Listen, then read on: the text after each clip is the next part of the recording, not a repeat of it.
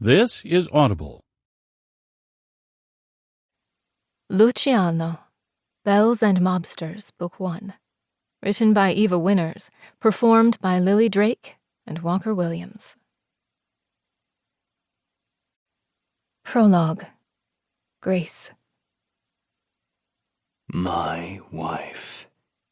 As he whispered those words into my ear, his warm breath seared my sensitive skin.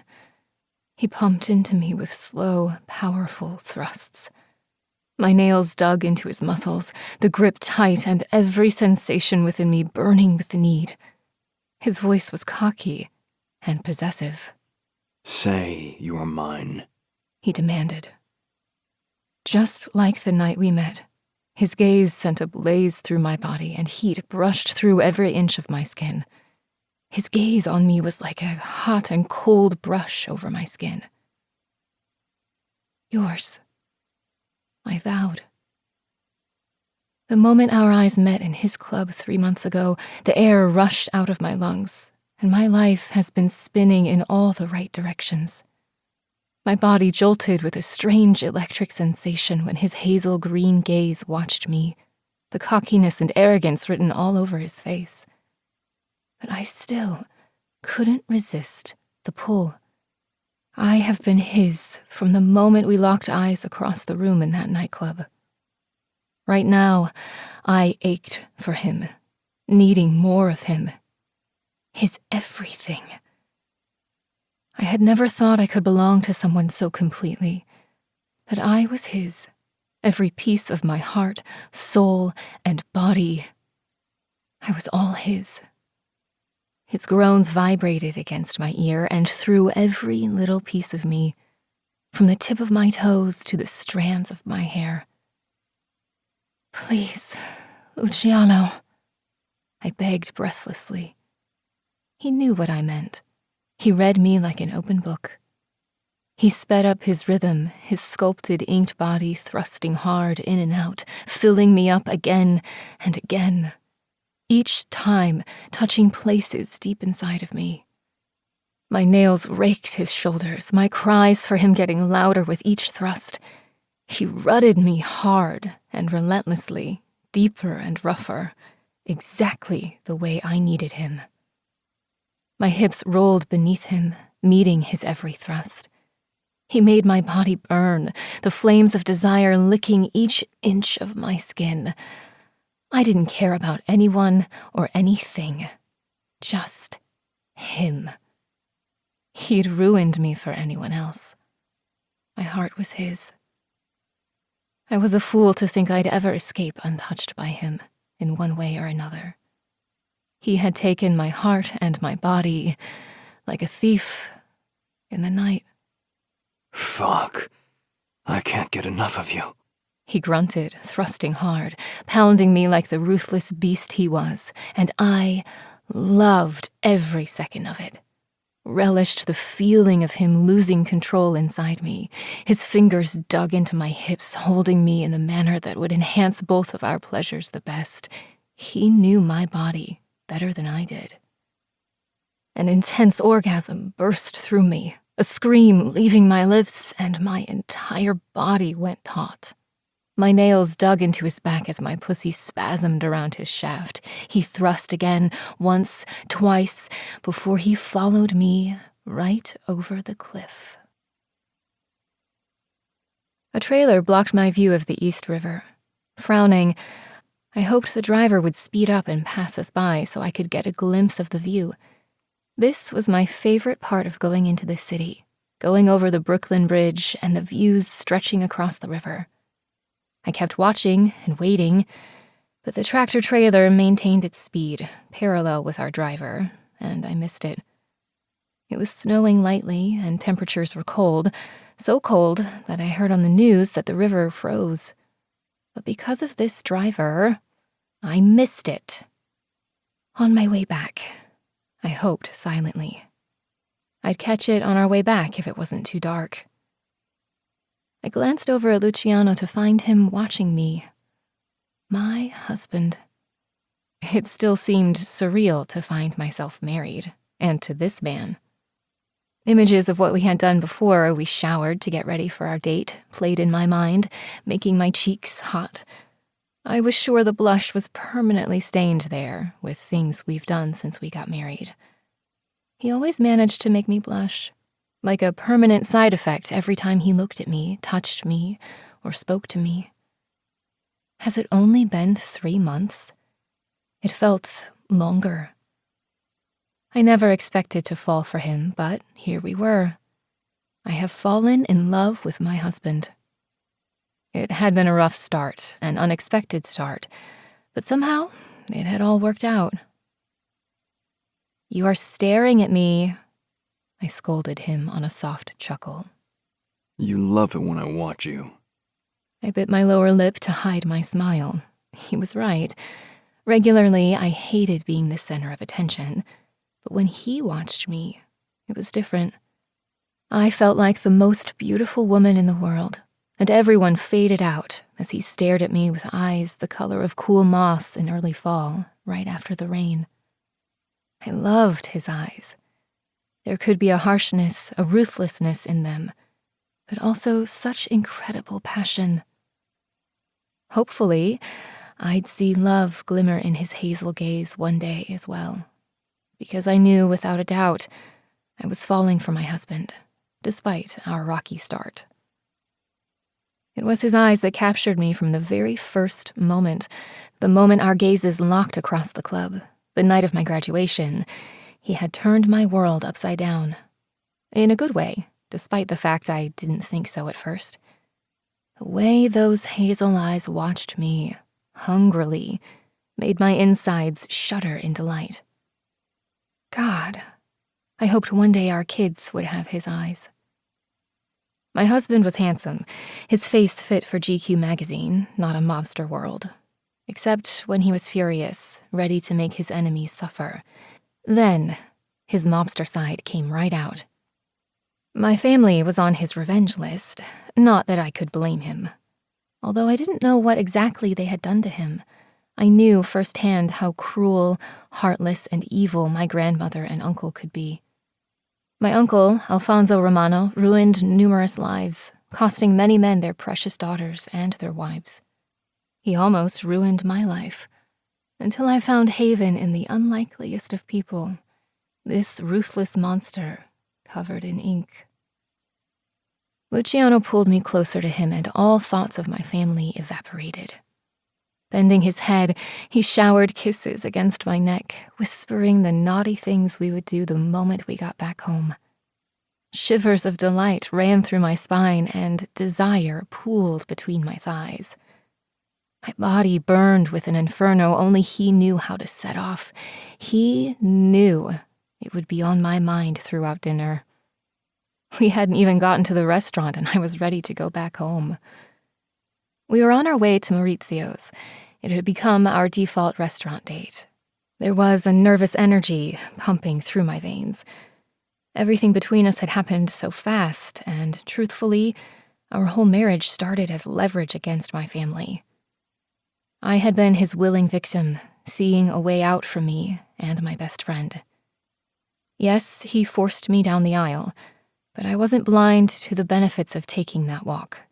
Protection from my uncle and grandmother. And somehow, we ended up here. We never talked about the future or our plans. Hopefully, he would be happy about our future together as much as I was. Luciano swept me up from his nightclub and straight down the altar. It sounded so much better than labeling it as a kidnapping. 3 months ago, I would have preached caution to any girlfriend that acted like this. I would have called it Stockholm Syndrome and the start of a very unhealthy relationship. But now, I could understand falling head over heels for someone. Besides, unintentionally and unbeknownst to him, he saved me. If he hadn't taken me when he did, the fate my uncle had prepared for me was horrid. And now I could help my best friend Gabriella too. Things were finally looking up. The driver pulled up in the back of the restaurant, which was reserved only for the restaurant owner and Luciano's team. After the car was parked, Luciano stepped out and held his inked hand to help me out. I took it with a smile. You look beautiful, He murmured, his eyes mesmerizing me. You don't look too shabby yourself. Truth was, he looked so handsome. Women always gawked after him, and today I was sure it would be no different. But it wasn't his good looks that captivated me. It was his over-the-top possessive and protective personality. Since my parents died, I had not had that. My best friend and I pretty much had to look out for each other. Nobody else cared what happened to us, and if my uncle's plan had succeeded, both she and I would have been sold. The back door of the restaurant flew open, and Maurizio's son, Moro, stormed out frantically. His disheveled hair was the first thing I noticed. Roberto's and Massimo's furious expressions were the next. They were right behind him. We were hit. The words slashed the cold January air, but it didn't compare to the way my blood froze as I watched Luciano spin around and push me up against the car. Before I could even process what happened, Roberto and Massimo had their guns aimed at my head. You betrayed me. Luciano spat at me, the affection dissipating from his hazel eyes, and now all I saw in them was hate. What? My heart thundered. Every fiber in my body was drenched in fear. His burning gaze turned into one of frigid fury, matching the cold gray day around us and flurries coming down. Cold fear gripped me. How did he go from his hot, hungry gaze to this cold rage? I struggled to process it all. Luciano's hard, towering body locked me against the car. The freezing metal of the barrel of his own gun pressed hard against my temple. You betrayed me. He shouted. I didn't. My voice shook, my words fumbling in a stutter. You are the only one who knew besides my men. I fucking trusted you. My vision blurred, my breathing heavy. I stared at him, praying he'd see the truth in my eyes. Please, Luciano, I whispered as a snowflake landed on my eyelash. It felt heavy, my face frozen from the cold and terror. I didn't betray you. I breathed in, my lungs hurting from the frigid cold air. I've had shipments coming here for weeks. We were never hit. The week I tell you, we are hit. Luciano, please listen. I begged in a small voice. I didn't betray you. I love you. He laughed. His face twisted in disgust at my words. At me. At my declaration of love. It was the first time I spoke those words to my husband. The barrel of his gun pressed harder against my temple, and my whole body shook, from fear, from the cold, and the look of disgust in his eyes. Let's play a little game. He growled, a menacing smile on his face. Slowly, he pulled the gun from my temple, while Roberto and Massimo held their aim on me. He opened the cylinder of the revolver, eyeing it, counting the number of bullets before spinning the cylinder and flicking it closed. Russian roulette, shall we? He pressed the barrel of the revolver back to my temple. The whole scene played out like it was happening to someone else, like it was a bad movie. Should I kill you now? He bellowed, rage clear on his face. I shouldn't have expected something like that from someone of your caliber. After all, the Romano family excels at backstabbing. I stared at him in confusion and hurt. How could he think that of me? Less than an hour ago, he was inside me and made love to me. Luciano! Massimo cut in. Shut the fuck up! He roared at him. His gaze never wavered from me, and those words almost felt aimed at me. Any last words, wife? I watched those eyes that I loved so much, my heart shredding into tiny pieces.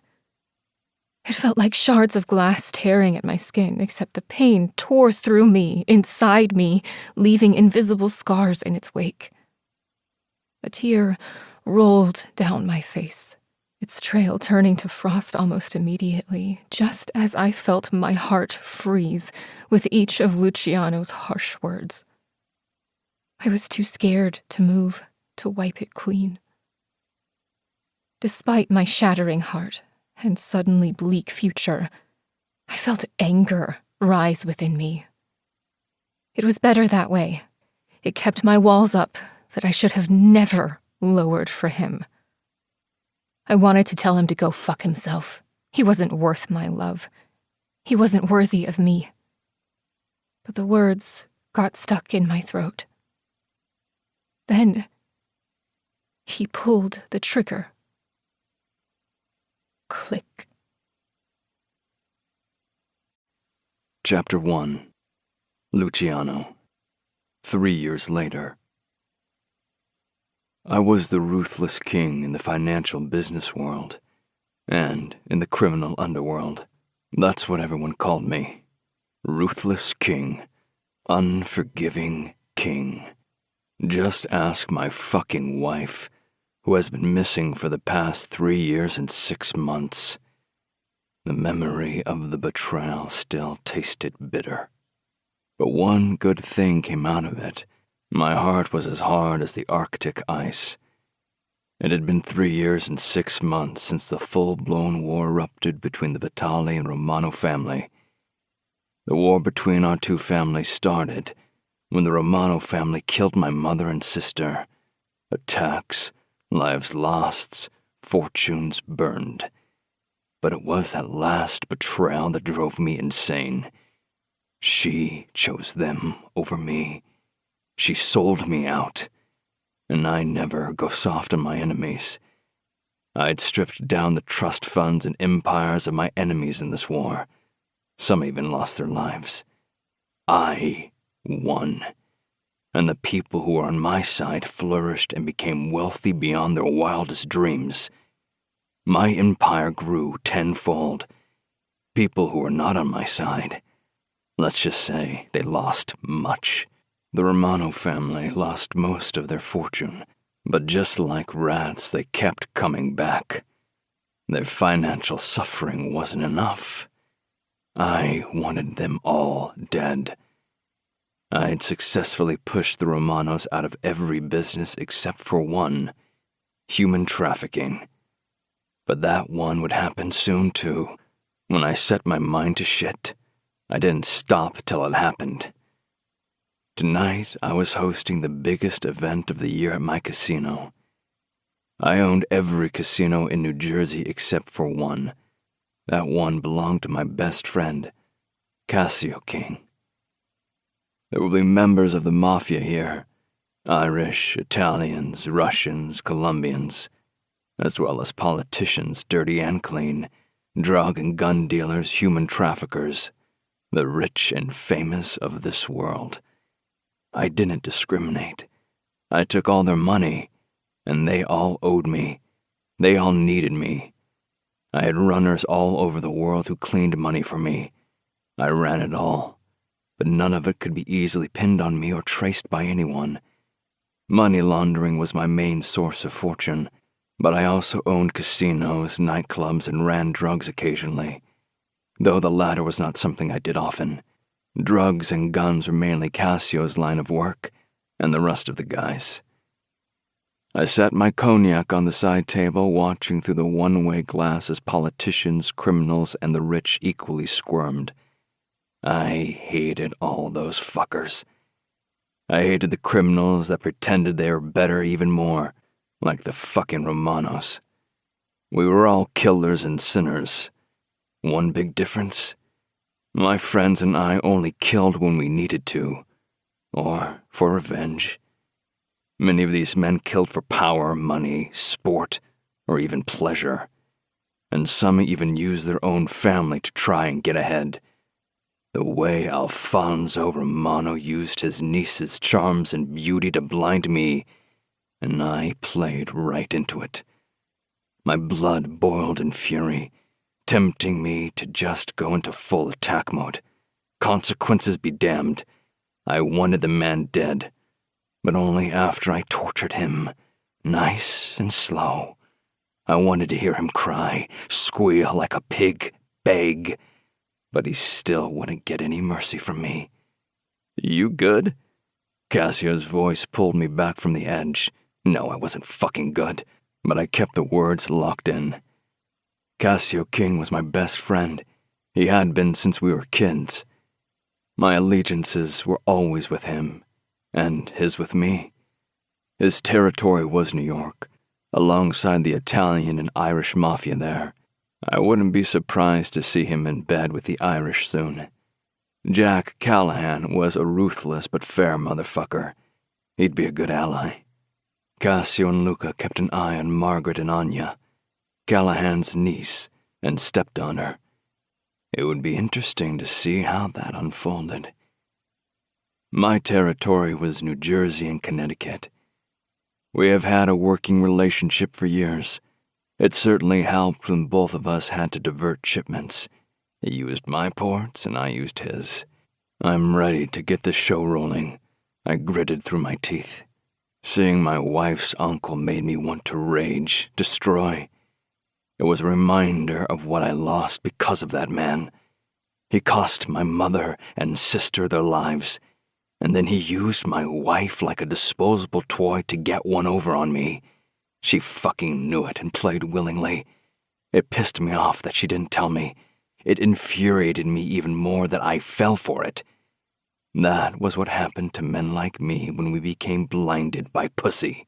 There were whispers he had her killed after I dropped her off at his doorstep. I didn't think so. Those two probably conspired against me about everything. It was probably their whole plan from the moment I spotted her in my nightclub. I wanted her to watch the Romano downfall and know who caused it, so she could grovel and regret her decision of betrayal. My father was the only person that firmly believed she was alive and that she was innocent. I fucking hated that I hoped she was alive, but I thirsted for revenge even more.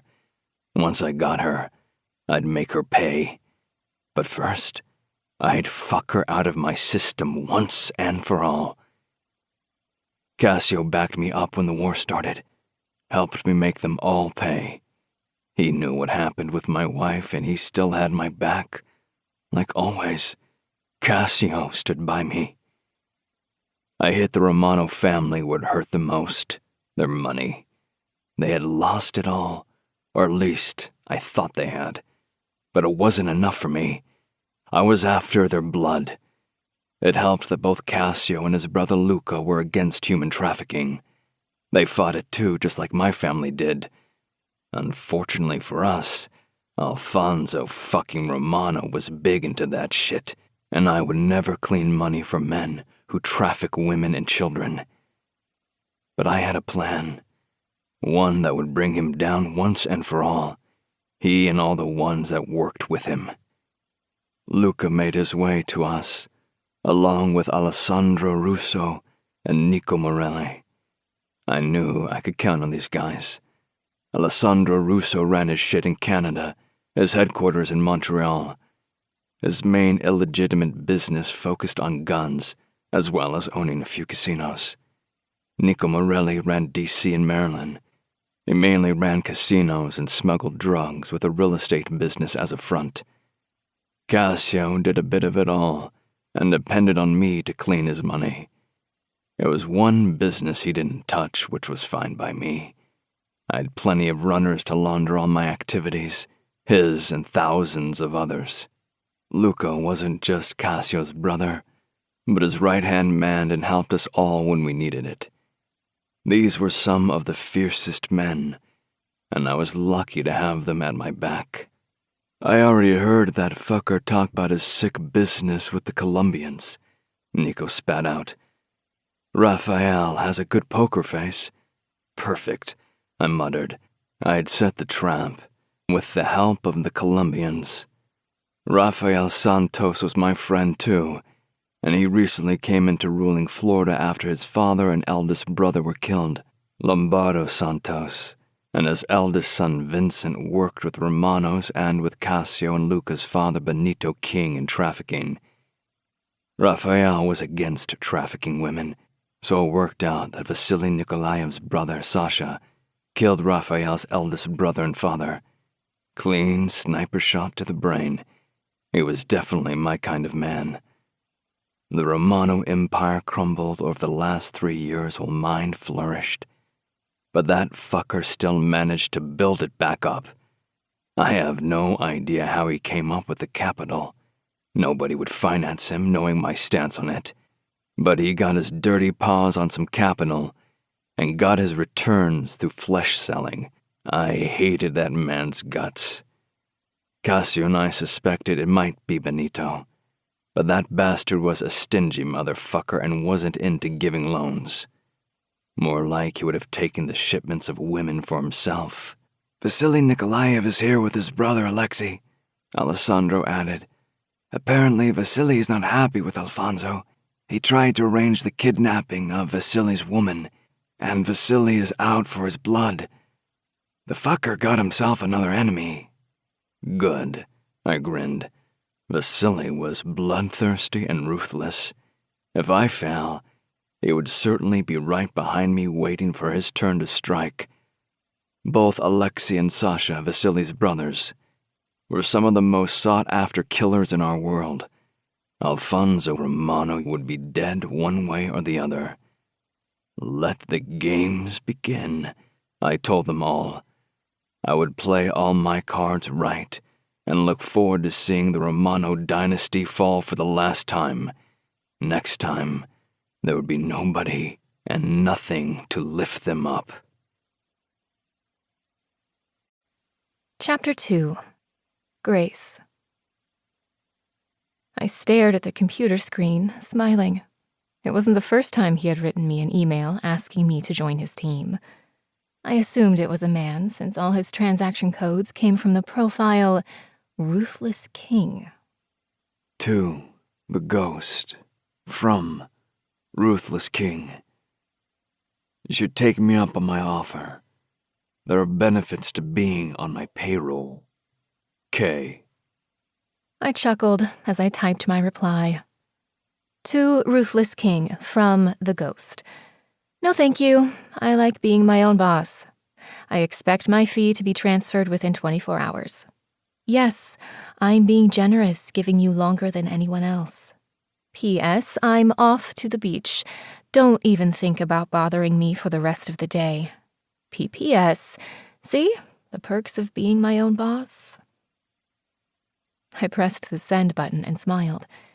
It was sad that most of my social life consisted of talking to my 2-year-old son, my best friend, and email correspondence with Ruthless King. That name should have caused me fear, but I found that after what Gabriella and I survived over the last 4 years, it didn't. He was a faceless, nameless man that needed extra help laundering money, and that was where Gabriella and I came in. I stretched my back, careful not to knock the laptop off my lap, and enjoyed the view of the sea that spread for miles and miles in front of me. It took my breath away every single time. Life was finally good. We have found the perfect little island with the population of less than 4,000 people to settle in. The island fell under the region of Sicily, but still had its own authenticity. Sicily was too big for us. This was perfect. I had the people that were most important to me in my life, my son and Gabriella. She had been my best friend since boarding school. She was the sister I never had. After we escaped, the nightmare still wasn't over for us. Taking the first flight out of the U.S., we lived on the run, constantly looking over our shoulders. We misjudged how long the money would last us. Within 3 months, we were broke, hungry, and without a roof over our heads. But we survived it all, and we were stronger now. We had our little routine going, and the past seemed irrelevant. As if it happened to someone else. Not me. Not us. The day was beautiful. Every day was beautiful here. We've seen a lot over the last few years of traveling, but Favignana in Sicily easily became my top favorite town. I could understand now why my husband's father, Matteo Vitale, spoke about it so fondly. It truly was a little slice of heaven on this earth. Life was just different here. The slower-paced mentality and mild climate made it an appealing spot to settle here permanently. And, ironically, it made me feel at home, just like Matteo Vitale said it would. We moved here 9 months ago, after spending over 2 years constantly moving. This place lingered in the back of my mind from the moment we went on the run. Didn't experts always say that hiding something in plain sight was the most efficient? Besides, in some weird way, the area that used to be the home to Matteo Vitale and his young wife felt like an invisible cloak of protection. So, we found ourselves here, and I could see myself staying here forever. Except that I sucked at Italian. Matteo, my son, on the other hand, was soaking it up. "Ella, you ready?" I called out to my best friend, sticking to her nickname. She and my son Matteo were packing up toys like we were moving to the beach, not just walking less than 100 yards to it. "Yes, grabbing the sunscreen and putting on a bathing suit. Then I'm all ready." "You're not even in a bathing suit?" I asked, in a groan. I went to shut my laptop down when my email pinged. Throwing a quick glance, I smiled. I knew he couldn't resist. To the ghost. From Ruthless King. I'd let you go to the beach once in a while. I'm a great boss like that. K. I chuckled again. At least he was being honest. To Ruthless King, from the ghost. But I'm a better boss because I'd let myself go to the beach every day. You're not that great at selling yourself. Nice doing business with you. Till our next transaction. Clicking the send button, I waited for the email to leave my outbox and shut the laptop right after. I strode to the play area, where Matteo kept trying to throw another toy into the bag. "Who's ready for the beach?" I asked excitedly. His green eyes raised up to me, and a big smile spread on his face. Io. Matteo was answering more in Italian than English. He raised his chubby hands to me to lift him up, and I laughed out loud. "You're a little boss man, you know that?" He grinned, little giggles escaping him as he twirled around. Ella swept into the room with a wide smile. "Okay, I'm ready." "Let's go then." Our villa was small, but the most charming place I had ever lived. I loved everything about our life here. People were friendly and kind, food was amazing, and it felt like the three of us belonged. I never wanted to leave. It took us exactly 5 minutes to get to the beach, and that was with interruptions of running into familiar faces along the way and chatting. God, I love that the beaches are empty now, I murmured as I laid out our beach towels. Tourist season is finally over. It was the second week in September, and all of Europe got back to their normal work lives and offices. Ella and I didn't have normal work lives. Our biggest disadvantage when we came to Europe was our lack of language skills. Neither one of us could speak any other language besides English. Second disadvantage was that neither one of us had a useful skill. I studied music, she studied art. Third disadvantage was that I was pregnant. So, our choices were limited. But there were a few things I picked up during my marriage and while under my grandmother's and uncle's roof. My grandmother wanted me to be a perfect belle to a mobster one day, just not to the mobster I ended up marrying, the ruthless Luciano Vitale. After all, My grandmother and uncle told me on numerous occasions that all good mob wives should know 3 things: how to back her man, how to keep her mouth shut, and how to help the family when needed. Except nobody expected me to get a backbone and use those skills for myself. It helped Ella and me when needed. We refused to be used anymore. Both Ella and I had established new identities and changed our appearances just enough that if we ever ran into someone we knew, they wouldn't recognize us. Then we turned to not-so-legal business. Money laundering through several Bahama shell companies and Swiss accounts. Ella dated a boy for a bit that was heavy into IT and firewalls. It turned out she was really good at it. So we put it to good use. She ensured our firewalls and messages were encrypted and untraceable. By the time anyone got any message from us, it went through at least 10 IP addresses and locations. Our firewalls were thick. I, on the other hand, handled the transactions through shell companies in the Bahamas and Swiss accounts, along with all the customer correspondence. I wasn't exactly proud of it, but it kept us fed and off the streets. I shuddered, remembering those first 6 months. We almost ended up living on the streets. Some nights when sleep wouldn't come, I laid awake, haunted by that gnawing hunger and fear. I was scared we'd never make it to our next birthday, and my baby would die before even taking his first breath. We did what was necessary to survive. Shoving the dark memories away, I focused on this beautiful day, my son, and my best friend. We were healthy, had a roof over our heads, and food on our table. That was all that mattered. I would never again depend on anyone. Ella and I only took a limited number of transactions per month. We learned to be selective. We'd laundered for certain clients that didn't deal in the type of businesses that we wouldn't condone. Truthfully, they were all businesses we didn't condone, but we tried to choose the lesser of the evils. Any business that dealt in human trafficking, we stayed clear of. Same with any type of businesses that sold sexual services.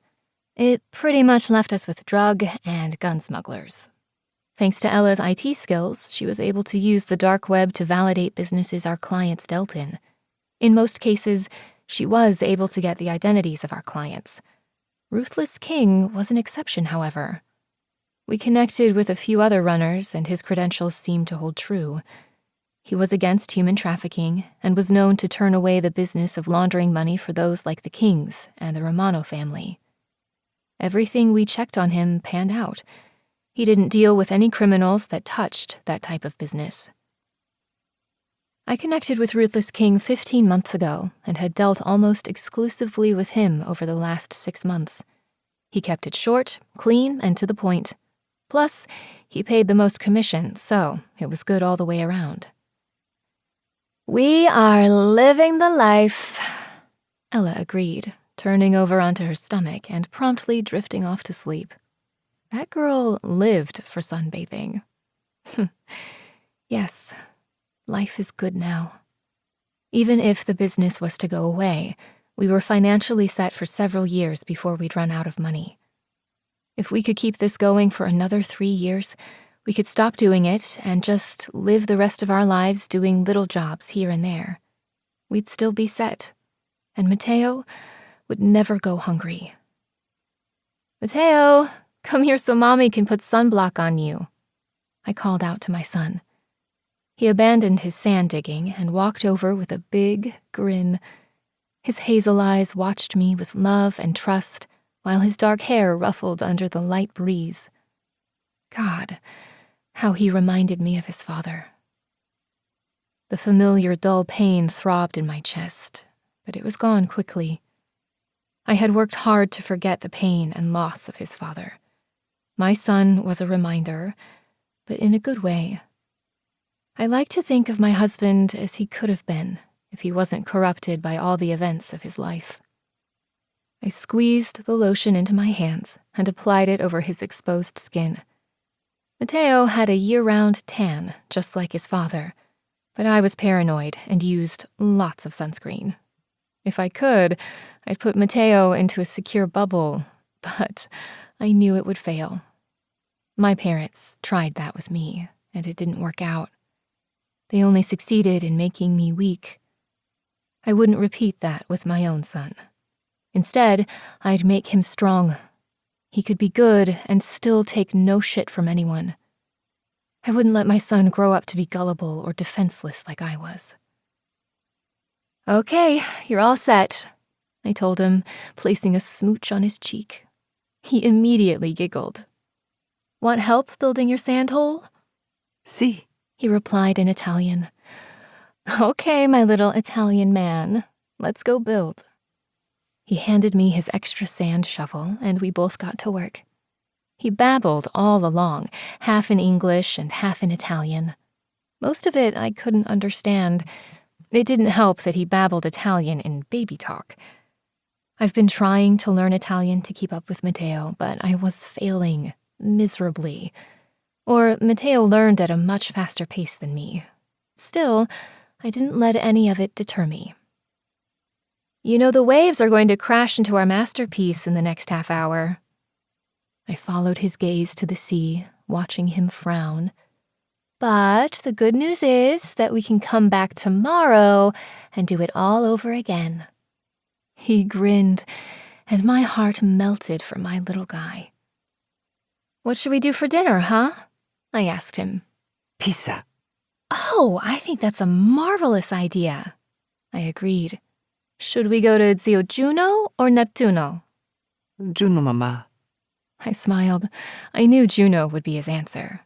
They had a little girl Matteo's age that always came out to play with him each time we ate there. "I agree. Okay, Juno it is. We'll tell Aunt Ella when she wakes up." I glanced at Ella. She still laid in the exact same position. "Woman, you're going to burn like a crab," I shouted to her, laughing. She stirred and got up. Her beach tan and blonde hair made her look gorgeous, like a real beach babe. I wish I could tan as beautiful as her. I constantly applied sunscreen to prevent sunburn. My natural ginger red hair combined with my fair skin made it hard to get a decent tan. Although I colored my hair brown, it didn't take away from my fair skin tone. When we first arrived in Italy, I was so envious of everyone's tan. But I quickly got over it. It wasn't as if I could do anything about it. "I'm hungry," she announced. "Ah, yes. Matteo and I decided we would go to Zio Juno. It's pizza day. What do you think?" She immediately grinned. "That's a great idea." Chapter 3. Luciano. It wasn't until the early morning hours that I finally went to bed. The trap was laid. Every table last night was strategically placed. There was a good reason why I sat Alfonso Romano next to the Colombians. He was a greedy bastard, and I knew he couldn't resist jumping on a deal. It was exactly what I wanted him to do. Raphael would play along as if his father's flesh-moving business was still alive and offer a deal to Alfonso. The bastard would take him up on it and promise a shipment to Benito King, along with an advance payment. He would end up empty-handed because Raphael would never deliver him women to sell. His sister, Isabella Nikolaev, would never speak to him if he ventured into it. And just like that, Alfonso Romano would be squirming like a little rat, knowing Benito King never gave second chances. But not to worry. I'd kill him before Benito because I would ensure his torture was long and detailed. Money traded hands multiple times, and I made more than enough from all of them. It was what I was good at. It was the reason why the Vitale family has owned New Jersey and parts of the city for the last 2 centuries. We were good at making money. We owned every crime family that operated in the city, along with most of the buildings. Laundering money for crime families gave insights to their secrets. Not that I cared about them. as long as it didn't fuck with my family and my friends. I itched to speed things along, but I knew each wrong move on my chessboard could cost me. Alfonso had information I needed. I needed to know where his niece was, where my wife was. Once he was ensnared by the Colombians, and I had him exactly where I wanted him, I'd burn the Romano family to the ground, as if they never existed. They'd be wiped off this planet. I peeled off my three-piece suit and headed for my bathroom. Turning on the water, I stepped into the palatial shower in my master bath. I let the water wash the night away. I wished it would wash away this anger and frustration that brimmed inside me, ready to boil over. Staring at the built-in shelf in my shower, my eyes locked on my wife's shampoo and conditioner that still sat there. Body wash, too. I should have gotten rid of it. The fragrance still lingered in her bottles. All I had to do was open them. I remembered her smell, that unique smell of violets. Every time we showered together, the smell lingered around me for hours despite my own body wash. I'd lather her hair, help her smooth out those red tangles. She was so responsive to every touch of mine. I could still remember each moan, each touch from her during our last shower together. I closed my hand around my cock as I pictured my wife, her body writhing under me, her full mouth smiling dreamily as she prepared to take my cock between her lips. God, the first time she lowered herself onto her knees, I almost spilled before she even took my cock into her mouth. After weeks of foreplay, and her refusing to ever get on her knees for any man, it was the most magnificent sight. My queen wanted me as much as I wanted her. Her submission was fucking erotic. With one hand pressed against the stone wall of the shower, I gripped my cock tighter and stroked it as I pictured my wife, the mental image of our last time together in the shower. Luciano, what are you doing? Grace rasped, a blush spreading through every inch of her pale skin. She blushed so easily, and her light complexion with freckles refused to hide it. I fucking loved it. I dropped to my knees in front of her, prepared to worship her. She was like the rarest brand of cognac that I wanted to savor for the rest of my life.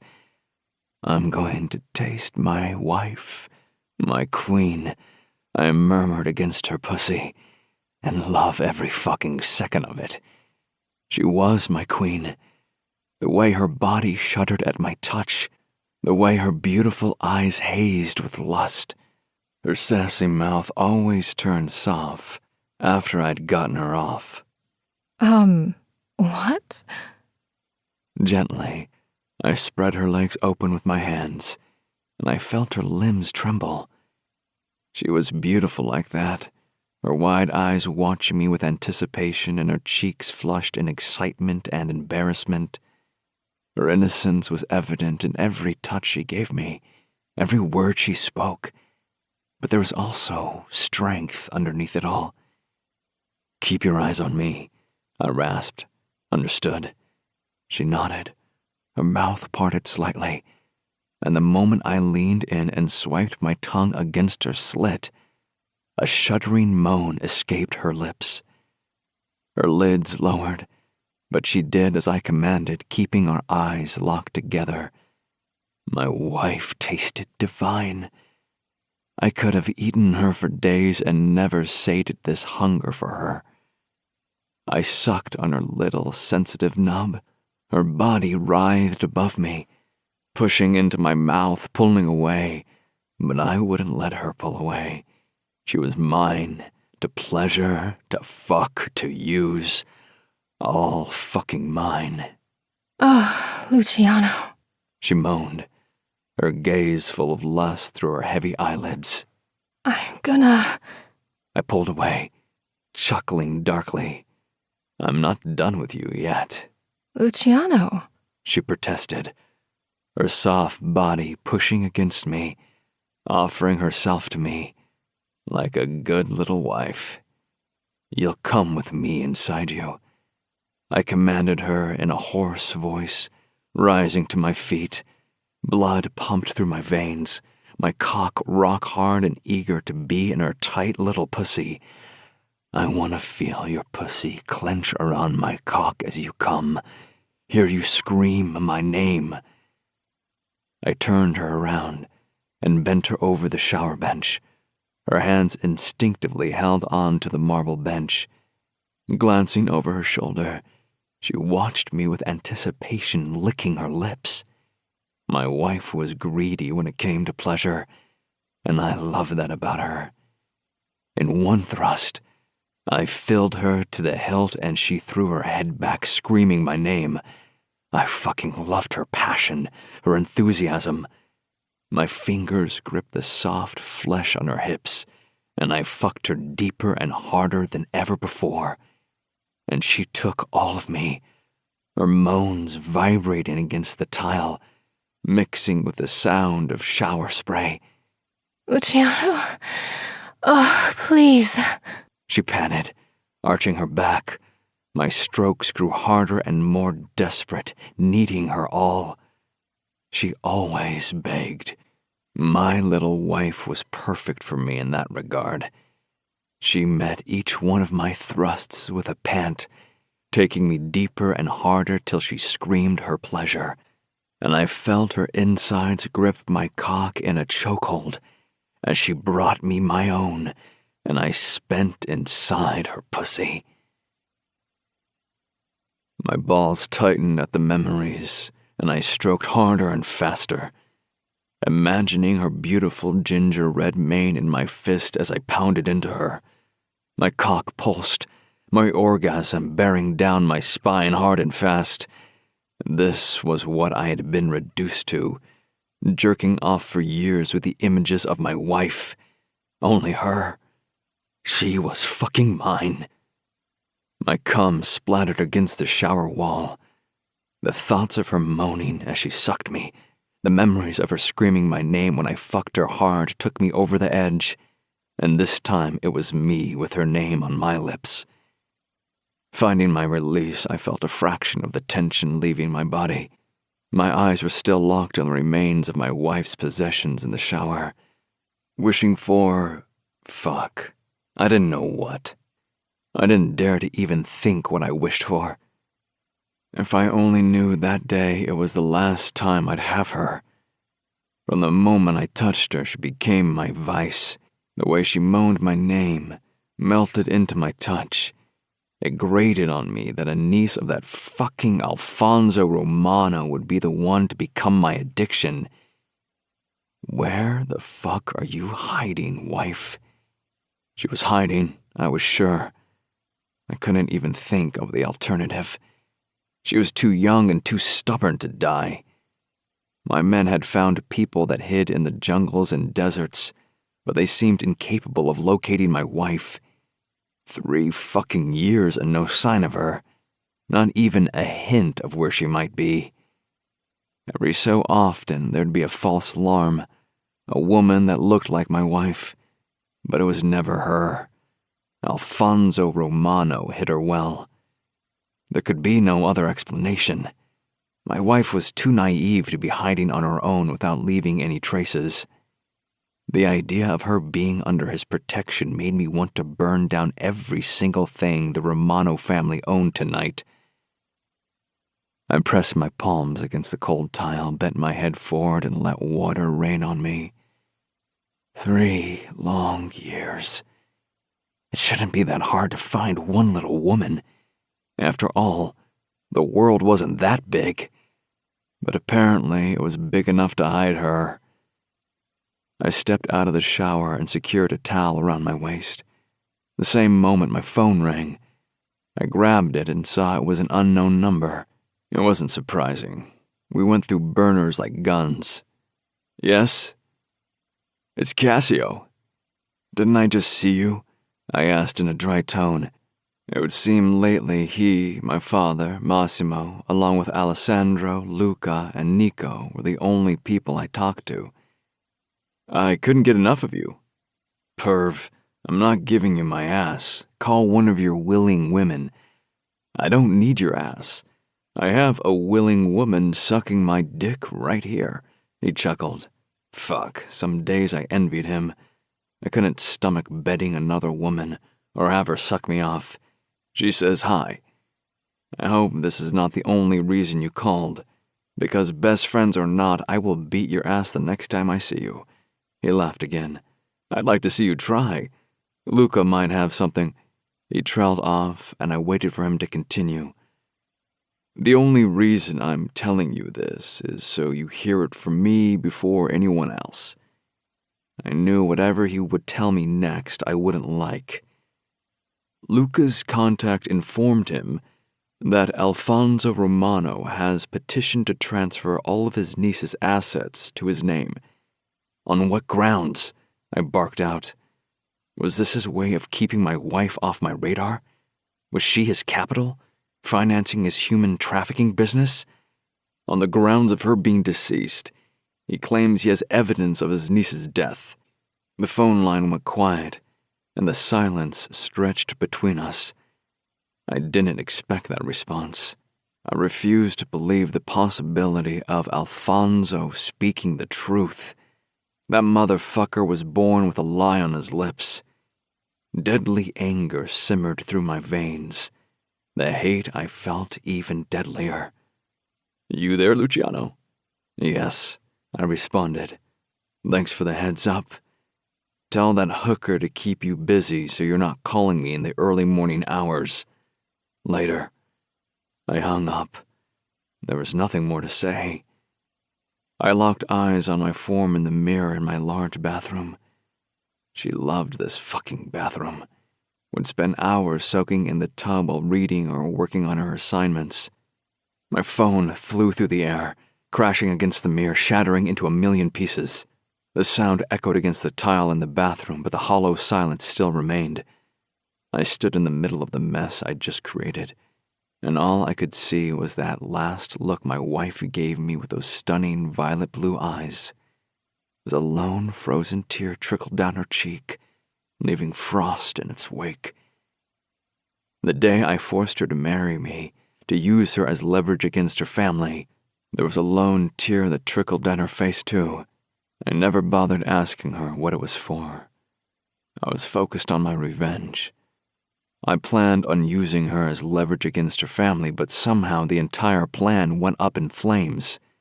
Literal flames with the colors of her red hair and violet blues of her eyes. The instant I saw her strolling into my nightclub with her friend and my men confirmed who she was, I kidnapped her, and we were married within 2 days. Was it a on-the-fly plan? Yes, it was. But fuck it. She was so beautiful. I wanted her, and the word on the street was that Alfonso Romano valued his niece, using her for his bargaining chip with Cassio's father. When I took her, I didn't have qualms about using her and then discarding her. Whether that meant killing her or just shoving her into one of my penthouses to never see her again. The problem was that my wife quickly became my obsession, and I decided I'd keep her for good. I couldn't stand to be away from her for long periods, constantly craving her.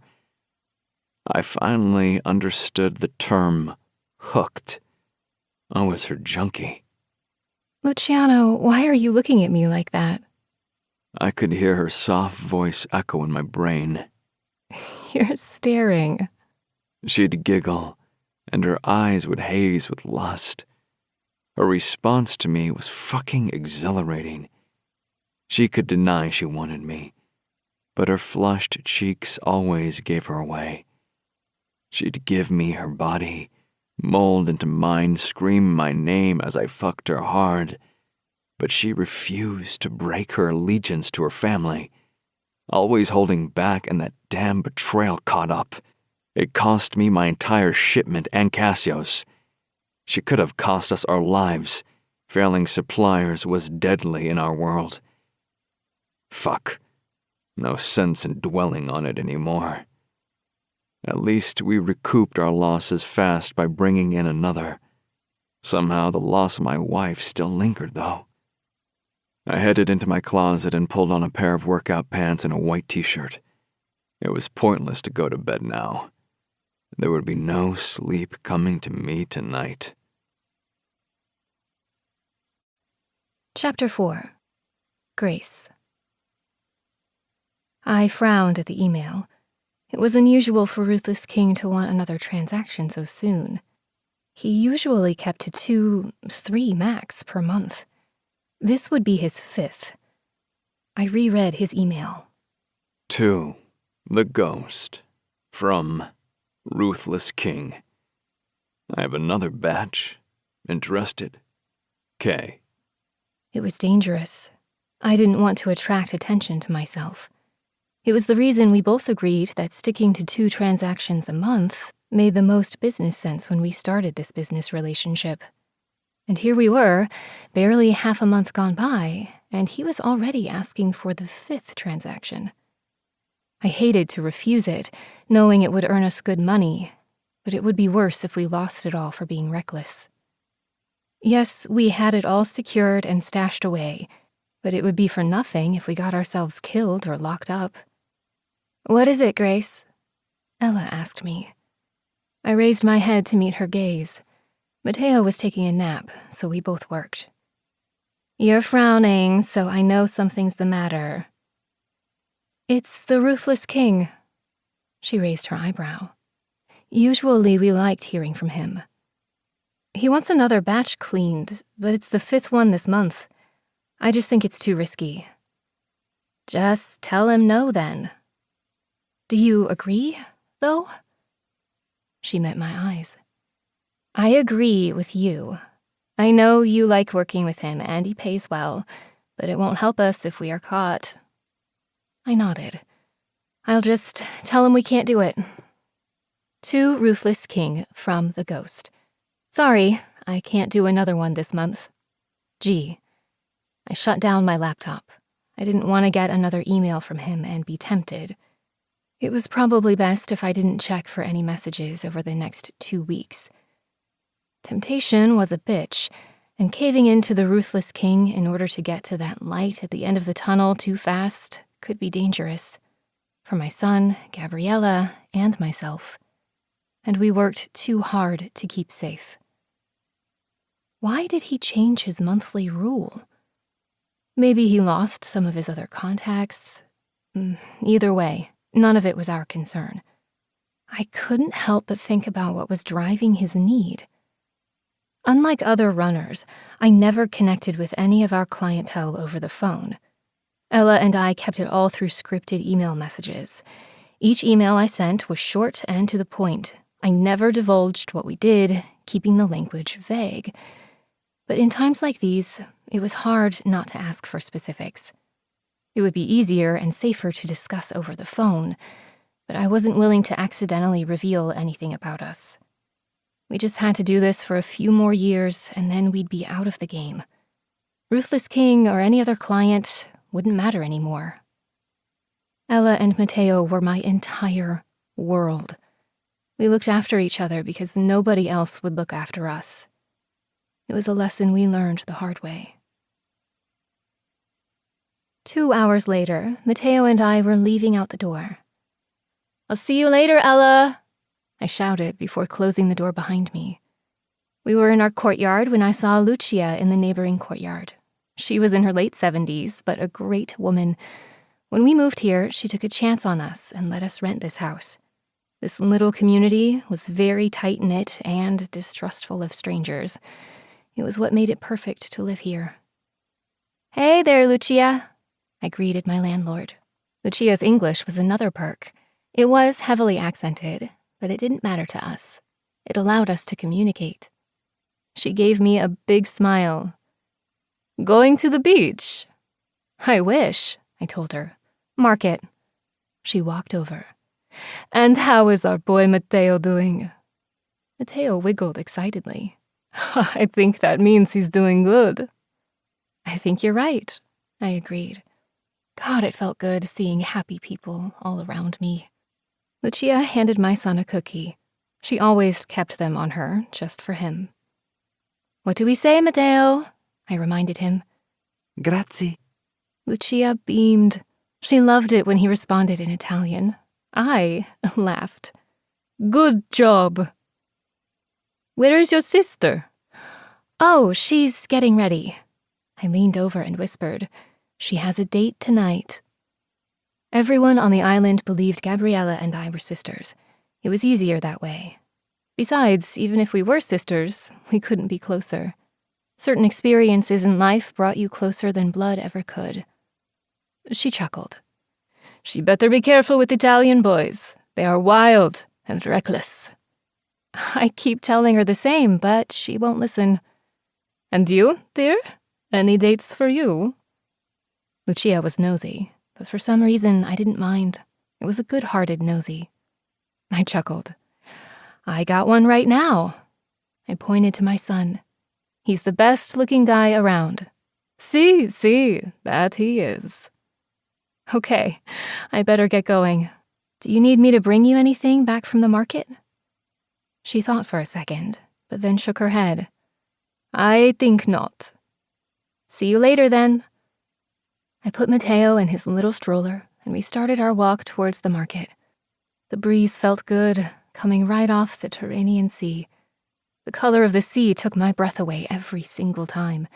It was turquoise and clear, where you could see the bottom of the sea, and that salty smell that lingered in the air, no matter what time of the season, was just addicting. Buongiorno, Gracie. The ice cream shop owner greeted me with a big, toothless smile. Everyone in Italy seemed to have a problem with pronouncing Grace, so I became Gracie. There were times I worried about keeping my first name, but considering Grace wasn't really an unusual name, I decided against changing it. I waved and smiled. Buongiorno, Paolo. Gelato? I laughed. Dinner time was not for another hour or two. If we had ice cream now, Matteo would never eat his dinner. Maybe later, after dinner. He grinned. We've had this conversation several times. He believed it was never a bad time for ice cream. I continued on, but awareness tickled at my neck. My eyes searched out my surroundings. I couldn't help feeling like I was being watched. I glanced around me several times, but saw nobody. Probably paranoia, I assured myself. We kept on walking, and within moments, the market spread in front of us. But the feeling didn't diminish. In fact, it grew with each second. Instead of enjoying my stroll through the market as I usually did, I quickly got the items I needed and cut my outing short, much to Matteo's dismay. If only I trusted my instinct. Chapter 5. Luciano. We sat around the conference room in the Vitale skyrise building, the entire Manhattan view stretching on the west wall. The meeting was with the top members of the Colombian crime organization. There were only two of them along with Cassio and myself. We had to keep it low and under the radar. I sent everyone home and ensured there was nobody around to bear witness to this. Luca had ensured that. There was nobody better than him at ensuring people were invisible and things remained unseen. It was Luca's forte. Just like guns were Alessio's forte, laundering money was mine, and drugs were Cassio's and Nico's. Rafael Santos did a bit of everything, but human trafficking was a leftover legacy of his father's that he was working on wiping out. We all did a few other things on the side and had legitimate fronts, usually in the form of casinos. But if I needed a drug shipment, usually I went to Cassio Nico. For guns, it was always Alessio. Anyone that needed money cleaned, they came to me. There was nobody better at it than Vitale men. My phone beeped. Throwing a glance at it, I noted a reply from the ghost. I tilted my phone to Cassio to share the message. We shared a look. I wasn't surprised that the fifth request in less than 15 days to launder our money was rejected. Neither was Cassio. Nobody wanted to attract attention to themselves. The ghost didn't know it, but it was a test to ensure we could control the transactions over the next few months. I needed to know which one of my runners would be tempted to get greedy and potentially jump ship when Alfonso reached out to them. He would soon try to do that. I quickly typed a message back. To the ghost. From Ruthless King. Good answer. I'd like to book the next 6 months of your exclusive services. Max 3 times per month, as initially agreed. Monthly retention 200,000. The percentage fee per transaction remains the same. You accommodate nobody else. K. That should be clear enough. The last sentence wasn't necessary, but I inserted it to ensure there was no misunderstanding. There was no room for misinterpretation. I often wondered who the ghost was. Every runner I used, I had their picture and their phone number. If they fucked me over, I'd be able to hunt them down. Except for the ghost. That one kept tight security walls, scripted messages, and stuck to code names. Right up front, the terms were established. No calls, no laundering for human traffickers or sex traders of any kind. No names. Limit to 3 times per month with maximum amount of 10 million per month. Right off the bat, I was impressed. In fact, within the first 3 months of business dealings with the ghost, I offered them a job on my payroll and found it amusing when it was refused. Several times. The first shipment the Romano family expects is in 2 weeks' time, the head of the Colombian crime organization, Rafael Santos, announced.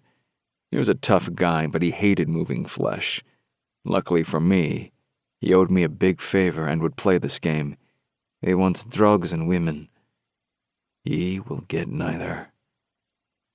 When Lombardo Santos died, he left an unpaid debt to Benito King and Alfonso Romano for the women that were in transit to be delivered to those 2 assholes. Rafael freed them without second thoughts or worry to himself. Some he sent back to their homes. Others he helped settle all across the states. He needed cash to pay Benito and Alfonso back with a hefty interest, and that was where I came in. After all, I was the money guy, so I helped him. Of course, in the process, he pissed off Benito and Alfonso. It was an added bonus in my book. The only regret was that those 2 tried to go after his half-sister. With Rafael running Florida's underworld, we had the entire East Coast covered. It made Alfonso's and Benito's job much harder in smuggling. They even attempted to do it through Vasili's territory in Russia. Idiots. The Nikolaev family had connections all over that country. Coincidentally, Rafael's half-sister was married to Vasily Nikolaev. The latter was never our enemy, but he liked to keep to himself and run his own empire. That was fine, but it never hurt to have people on your side, especially badass guys like Vasily. His connection with Rafael afforded us this. Likewise, it also offered them protection by us as well. When Rafael found out he had a sister, he kept it tight-lipped. He only shared it with me, Cassio, Luca, and our little gang. It was to conceal his knowledge of the connection with her from the Romano family and Benito King. Those 2 already tried to kidnap her, and the latter 2, thinking Rafael was clueless, played in his favor. He needs the first batch of money cleaned next week, he continued. He is getting payments in advance of the shipments so he can pay us. This meant that Romano would soon start reaching out to the runners. He would need someone to clean his dirty money. It wouldn't be me, and if I could help it, it wouldn't be any of my good runners either. Isn't he a lucky bastard? Rafael grinned. A very lucky bastard. Even luckier when he doesn't get it. Yes. Alfonso Romano was going down. I would sip on my cognac as I watched him drown. Nothing would bring me more pleasure. I hated the entire Romano family. They killed my mother and sister, and now my wife too. I shouldn't mourn her. After all, she was a Romano, and she betrayed me. But the thought of never having that woman under me did something to my sanity. Today the court would decide whether all my wife's assets would be rolled to her uncle. He wouldn't have long to enjoy it. None of his family would. I would be their judge, jury, and executioner. A few more arrangements, and the meeting was over. Raphael and I shook hands. The mutual understanding we held bound us together. When this is over, don't call me again, Luciano. I grinned. Oh, don't be like that. I thought you liked me. He grinned back. I do, but there are limits to how much. Once those two were out, I glanced at Cassio. Have you heard back from the Irish, the Italian Dons, the Russian sinners, and the rest of the Russian bratva? He nodded. None of them will do any business with the Romano family. Of course, with the exception of my bastard father. Benito King will get his, I told him. I know you and your brother have big plans for him. Nobody knew the details, but it didn't take a genius to figure it out. I strode to the minibar, pouring us a drink and one for Luca. He'd be here any moment. Luciano, have you thought about... His words trailed off, but I knew it was coming. And nobody else dared to bring it up, because I'd smash their face with my bare hands. Cassio was my best friend, but also a man I respected. I had no doubt that eventually he'd overtake his father and rule Benito's empire, maybe even expand it. I wanted to rule the underworld currency. Cassio wanted to rule all the criminals, and there were plenty that feared him. He felt it was the only way to control human trafficking. Maybe he was right, maybe he wasn't. Either way, smashing his face, as tempting as it sounded about now, would bring a shitstorm to my front door, which I didn't have time for right now. The way you're glaring at me, I can tell you want to beat my ass. But there hasn't been a single sighting of her in over 3 years.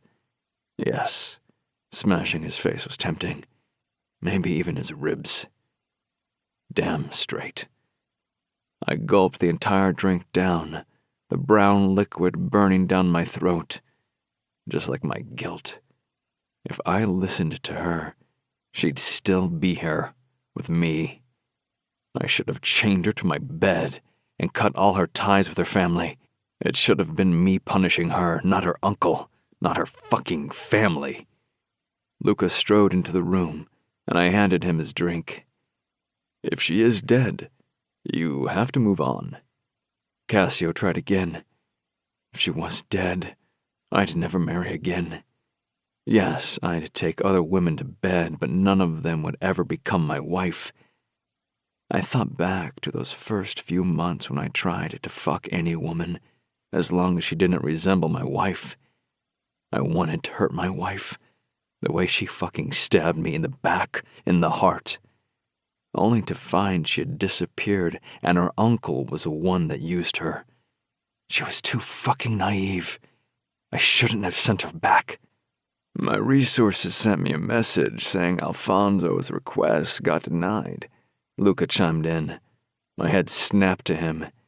Did that mean there was hope my wife was alive? They are keeping it low, but apparently a scripted message came indicating his niece was alive and well, with a picture taken within the last year nonetheless. A lot can happen in a year. Cassio was trying to stop Luca from giving me hope, but I clung to it like a man dying of thirst. Yes, it was stupid considering she'd betrayed me. She probably wouldn't hesitate to betray me again. If Grace was anything, it was loyal to a fault, just not to me. Agreed, but Alfonso Romano claimed his niece was killed over 3 years ago. His evidence was a 3-year-old street surveillance footage with a gun pressed to her temple. Luca responded. Silence lingered, and we all knew what surveillance Alfonso got his hands on. By you, Luciano. It was the footage from that day when I pulled a trigger on her. When I ignored her pleas and watched her tear freeze on her cheek right along with my heart. I'm sure you can appreciate the discrepancy in the story. I nodded. Someone didn't want Alfonso to get his filthy hands on his niece's fortune. The question was, how would Alfonso get his hands on that piece of evidence? All of that surveillance data was wiped off, right after Grace was dropped off at the Romano doorstep. Could you get the picture? I shouldn't ask, but fuck it, why not? I thought you'd ask, he muttered under his breath as he pulled out his phone. Coming your way. My cell beeped, and I had never reached for my phone so fast. I swiped open the picture and enlarged the photo on my iPhone. A familiar face of a young woman stared at me. A wide smile on her face as she glanced over her shoulder at whoever called out to her. Her face was free of makeup, her eyes a striking color against the blue of her dress. Her full lips tempted a saint, lush, red, and fuck the naughty words she could come up with. I knew firsthand how good those lips could feel, especially around my cock. A twinge echoed in my chest, and I had to push it away, focusing back on the photo. She wore a light blue summer dress that made her eyes even more striking. She combined it with a large sun hat. I still remembered her fair skin complexion. She was always diligent about applying sunscreen and wearing hats, even in the middle of winter. Yes, it was my wife, all right. She didn't seem heartbroken anymore. Her smile was radiant, her eyes twinkling, and whoever she glanced at must have been important to her. It was that peculiar look she had for people she loved or cared about. The soft look and intimate smile played on her face. I studied the picture, noting a sign behind her. Zooming in on it, I tried to read it. CU Festival, Freiburg, Germany? Was that where my wife was hiding? Is that really her? Luca asked curiously. Raising my head, I noted Cassio studying the picture too. Nobody had ever seen her except for my family. It was by design. First because I was using her, and then because I was jealous as fuck. She was too young for me, but like a thief in the night, I took her and spoiled her for anyone else. I stole her innocence, enjoying every inch of her body while ruining her. And I'd be a fucking liar if I said I didn't enjoy every goddamn second of it. Yes, a curt answer, as I felt the familiar jealousy brimming inside me. Fuck, she is hot, Luca muttered, his eyes never leaving her photo on his phone. I'd totally do her. 1 second my back was to him, the next I faced him, my arm choking the life out of him, his eyes full of surprise. I had no idea how it happened. It must have been a goddamn reflex. My body pinned Luca against the wall, as my elbow pushed against his neck, the jealousy and rage swimming through my brain like a red, smoky haze. Nobody will do her, I growled in rage. Fuck Luciano, Cassio barked out, trying to peel me off his brother, unsuccessfully. Are you crazy? Delete her picture. My voice dripped with fury, ready to beat the living shit out of him. Jesus, man, get yourself together, Luca spoke, although his airflow was somewhat obstructed. It was just an observation. I didn't say I will, fucker. Shut the fuck up, Luca, Cassio scolded his younger brother. Luciano, he'll delete the picture. Actually, I'll do it myself. Let go of him, and get yourself together. I took a step back, but I kept towering over Luca, the adrenaline rushing through my body. 3 years and 6 months, and I still felt that raging possessiveness, even worse than before, it would seem. My wife would be the death of me, and she wasn't even in close proximity. Here, I'll delete it. Cassio pointed the phone my way. He didn't need to show me. I knew he'd do it. I gave him a jerky nod and then returned my attention to his brother. Don't talk about my wife that way, I gritted out. He stared at me with a knowing look, but he didn't know shit. Nobody did. So, she's definitely alive, Cassio muttered. I hate to say this, Luciano, but if her uncle is trying to take all her inheritance, the likelihood she is working with him is slim. That crossed my mind, too, the moment I heard he was petitioning for my wife's money. Unless she wants the world to believe she's dead, Luca countered, and her uncle is the only way she can get her hands on it. And I thought about that, too. God damn it, I needed to get my hands on my wife and find out all her damn secrets. Their plans. Chapter 6. Grace. The sounds of the waves crashing along the shores of the little island that became our home was all around us, mixing with the smell of the sea. Sitting on the small balcony overlooking the water, I sipped on my glass of wine. I felt at peace here. I didn't think I could find happiness again, but right at this moment, I felt pretty damn close to it. Even with the paranoid feelings I'd had when I rushed out of the market and barricaded Matteo and myself in the house. It was stupid, I knew it. If either my uncle or my husband found us, we'd be dead before we knew what hit us. We would never see it coming. My uncle was a sick, twisted old man that got off on power and torturing humans. Mom just finished her performance at the Metropolitan Opera House in New York City. I headed backstage to see her. I felt hurt and anger in my chest, which never happened when it came to my parents. Hearing my mom sing her last song and dedicate it to a man in the audience, someone I have never heard of, a man, it didn't make any sense at all. It was my parents' song. Did she not love Dad anymore? Roxette's Listen to Your Heart was Mom and Dad's wedding song, a memory of their love that endured hardships. Neither one of them ever told me what those were, but whatever it was, it always put worry on Dad's face and fear on Mom's. They told me it was what sealed them together, listening to their own hearts. So why did Mom dedicate it to another man?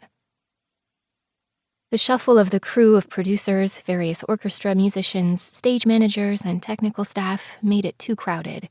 Hey, Grace. The stage manager called out to me, a wide, happy smile on his face. I guess that meant my mother's performance was a hit. But something didn't sit well with me. Didn't they know that my mother sang a song that was meant for Dad, and she dedicated it to a stranger? That wasn't right. "Hello, Mr. Tony," I greeted him. Benefit of spending a lot of time here? I knew everyone. Every single member by their first and last name. "Have you seen my mom?" She's in her dressing room. "Thanks." I waved him goodbye and kept on going. Every so often I'd bump into another backstage worker, greet them, and carry on, determined to talk to my mom. She always said I could ask her any questions or talk to her about anything that troubled me. Well, this troubled me. As I neared Mom's dressing room, I heard raised voices. My pulse sped up with fear. Whose voices were those? I thought I recognized Mom's voice, but I wasn't sure. I never heard her yell. My parents never raised their voices, not at each other, not at me. Yes, I heard my dad use a grumbled, elevated voice at his advisors, but it was always with frustration. This sounded more threatening, ugly, mean. What were they saying? I couldn't make out the words. My heart pounded in my chest, an unfamiliar feeling of fear increasing with each step closer to the cracked door to Mom's dressing room. You will never have her. Yes, that was Mom's voice. Never! As long as there is a breath left in me or Kennedy, you will never have her. You just wait and see. The stranger's voice was dark and threatening. My ears rang as my breathing hitched. What were they talking about? You better listen to your fucking heart and save Kennedy, because there is nothing you can do to save her. Get out! She screamed, her beautiful voice that awed the world shaking. And for the first time ever, I heard a terror in my mother's voice. Get out! Kennedy will hear of this. I leaned forward and could see the tall man through the open door. There were two of them in there, one older and one younger, but only the older one was talking. Instinctively, I knew the older one was more dangerous. He knows he can't do anything about this. He smirked, disgust on his face. You two listen to your hearts instead of reason. Now it is time to pay the price. You two can have more children. Be smart and say goodbye to this one. I watched through the crack of the open door as my mom's hand flew through the air and connected with the man's cheek. Smack! His face turned dark, his whole posture threatening, and he took a step, towering over her. Aria. Get the fuck out! I froze in fear as I watched the man's hand curl around her slim neck. It's as easy as this. He growled. Snap your neck, and it's over. I took a step forward, everything inside of me screaming to help my mom, as if I could stop him. The floor creaked under my black Mary Jane shoes. I was still in my school uniform. Both of their eyes snapped to me, one full of fear and one with a look I couldn't quite describe, like he was evaluating me. Mom? I didn't like this man. There should be guards here. Where were Dad's men that always watched over her and me? You must be Grace. I swallowed hard, remaining glued to my spot, my eyes darting between my mom's terrified face and this man's cruel one. I had no idea why, but I kept my mouth closed, refusing to say anything to him. Nice uniform. Good little Catholic girl. That will come in handy. I didn't understand what he was saying. He didn't make any sense. My eyes lowered to his hand that was still on my mother, his filthy fingers curled around my mother's pale neck. A fear that he could hurt her swelled with each thump in my chest. Suddenly, his hand lowered, and he took a step back. Without a glance at my mother, his eyes on me, he strode past me. Remember my words, Aria. And they were gone. Like boogeymen in the dark of night. With her back against the wall, my mom's body slid down till her butt connected with the floor. She was so shaken up that her arms shook as she spread them open. Without thinking, I ran to her and lowered myself onto the floor, burying my body against hers. Mom, are you okay? My voice shook, just like her hands that kept brushing against my face. My little Grace. My mother's voice was soft as she brushed hair out of my face. My precious baby. Who was that? I asked in a whisper. I was scared he'd come back. Nobody important, love. My mother never lied to me, but I knew she lied to me that day.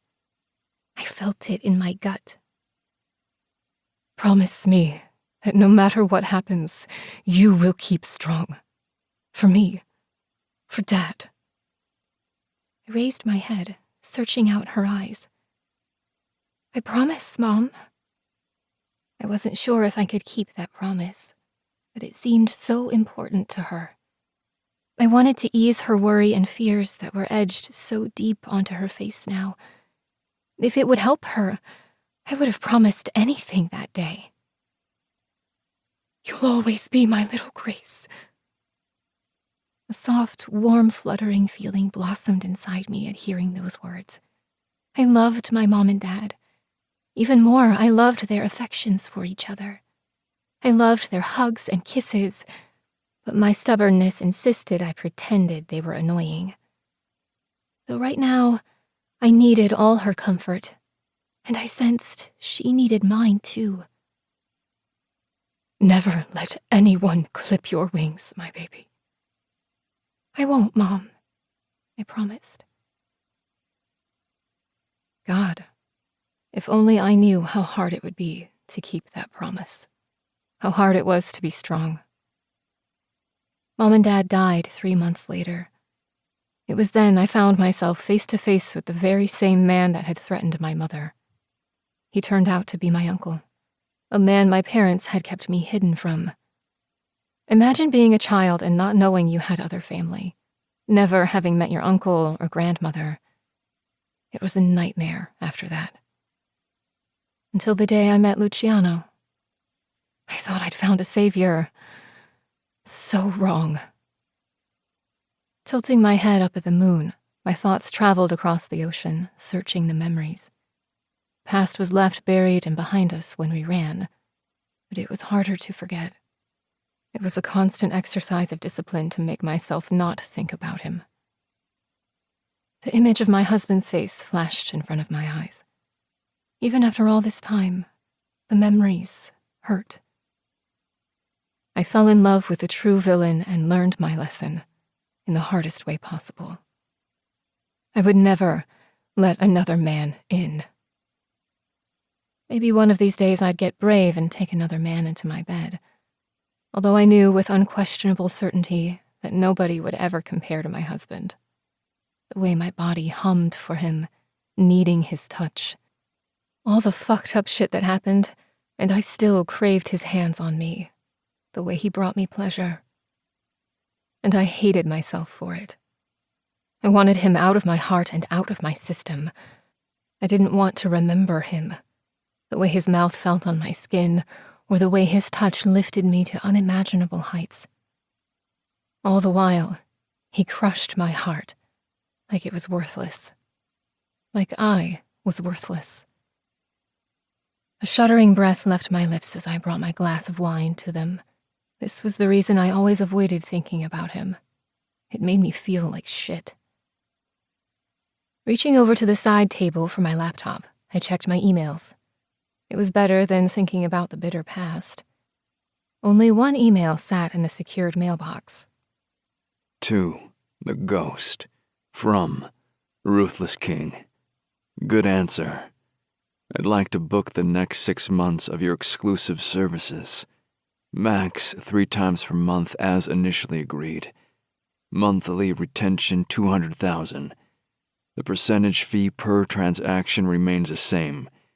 You accommodate nobody else. K. So, he was testing me. I didn't like it. It felt manipulative. I was done being manipulated. But could we afford to refuse his business? No, we couldn't. Instead of replying, I closed the email and stared at the blank Google search page. I was so tempted to use it. All I had to do was type in my family's name or my husband's name, and I knew there would be information flowing through the web browser. I had so many questions, but I knew they wouldn't bring me any good answers, nor any peace. Curiosity killed the cat, Grace. I needed to remember that. "What are you doing, sitting in the dark, staring at your laptop?" Ella's voice startled me, and I almost dropped my laptop. Damn it, you scared the crap out of me. I looked behind me to find Ella leaning against the door. "You're home early." She shrugged her shoulders. I just wasn't in the mood to listen to the Italian accent tonight. I see. In Ella's language, it meant she was homesick. Maybe I was too, hence the trip down memory lane. She came around and sat down on the other chair. I handed her my glass of wine and she took it, gulping it down. "What's going on?" she questioned after emptying the glass. I checked my emails. Ruthless King was testing us with that 5th transaction. Her brows frowned in confusion. I don't know what it is about. He wants us to do exclusive transactions for him over the next 6 months, no more than 3 a month. Weird. Yes. I didn't reply. Are you going to refuse? I shook my head. No, but maybe we can renegotiate a higher fee if we are exclusive.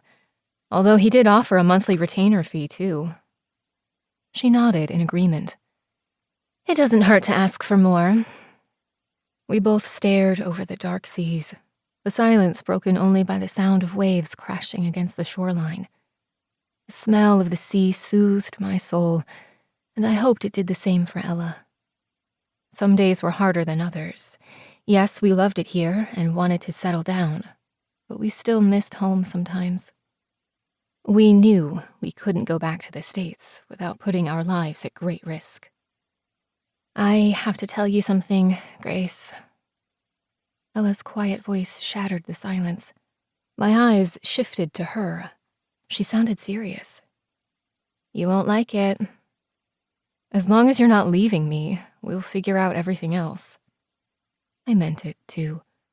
Without Ella, I would have been so alone over the last 3.5 years. Duh, I'm never leaving you, she replied without hesitance. We might not be blood related, but we are sisters for life. She was right. She was more family to me than all my living blood family. She took a deep breath in and then exhaled. When I went to the main island, I checked out the U.S. news. I wouldn't scold her. Not even 30 minutes ago, I was tempted to do the same. I held my breath, waiting for whatever was to come. Your uncle filed a petition to transfer all your assets to him due to the evidence you are deceased. I stared at her, sure that I heard it wrong. What? I'm sorry, she muttered. He had evidence that I'm dead? That doesn't make any sense. Although I'd never put it past my uncle and my family to proclaim me dead to get their paws on my inheritance. My parents had enough sense to secure it all into a trust till my 25th birthday, which was coming up rapidly. I don't know, she mumbled. It pissed me off that he'd robbed you of what's yours, so I sent evidence through a secure email that you are alive, along with a picture. It wasn't the smart thing to do. She knew it, and so did I. But I understood why she did it. I would have probably done the same if our roles were reversed. After all, that inheritance belonged to my son, too. Damn, I hope it's one of the good pictures. I replied, instead of scolding her. She was beating herself up enough as it was. We locked eyes and burst into fits of giggles. It wasn't funny that my family pretty much took everything from me, and now went after the inheritance, too. But crying wouldn't help us. I sent the one from our rave party in Germany. I rolled my eyes. Okay, that one is not too bad.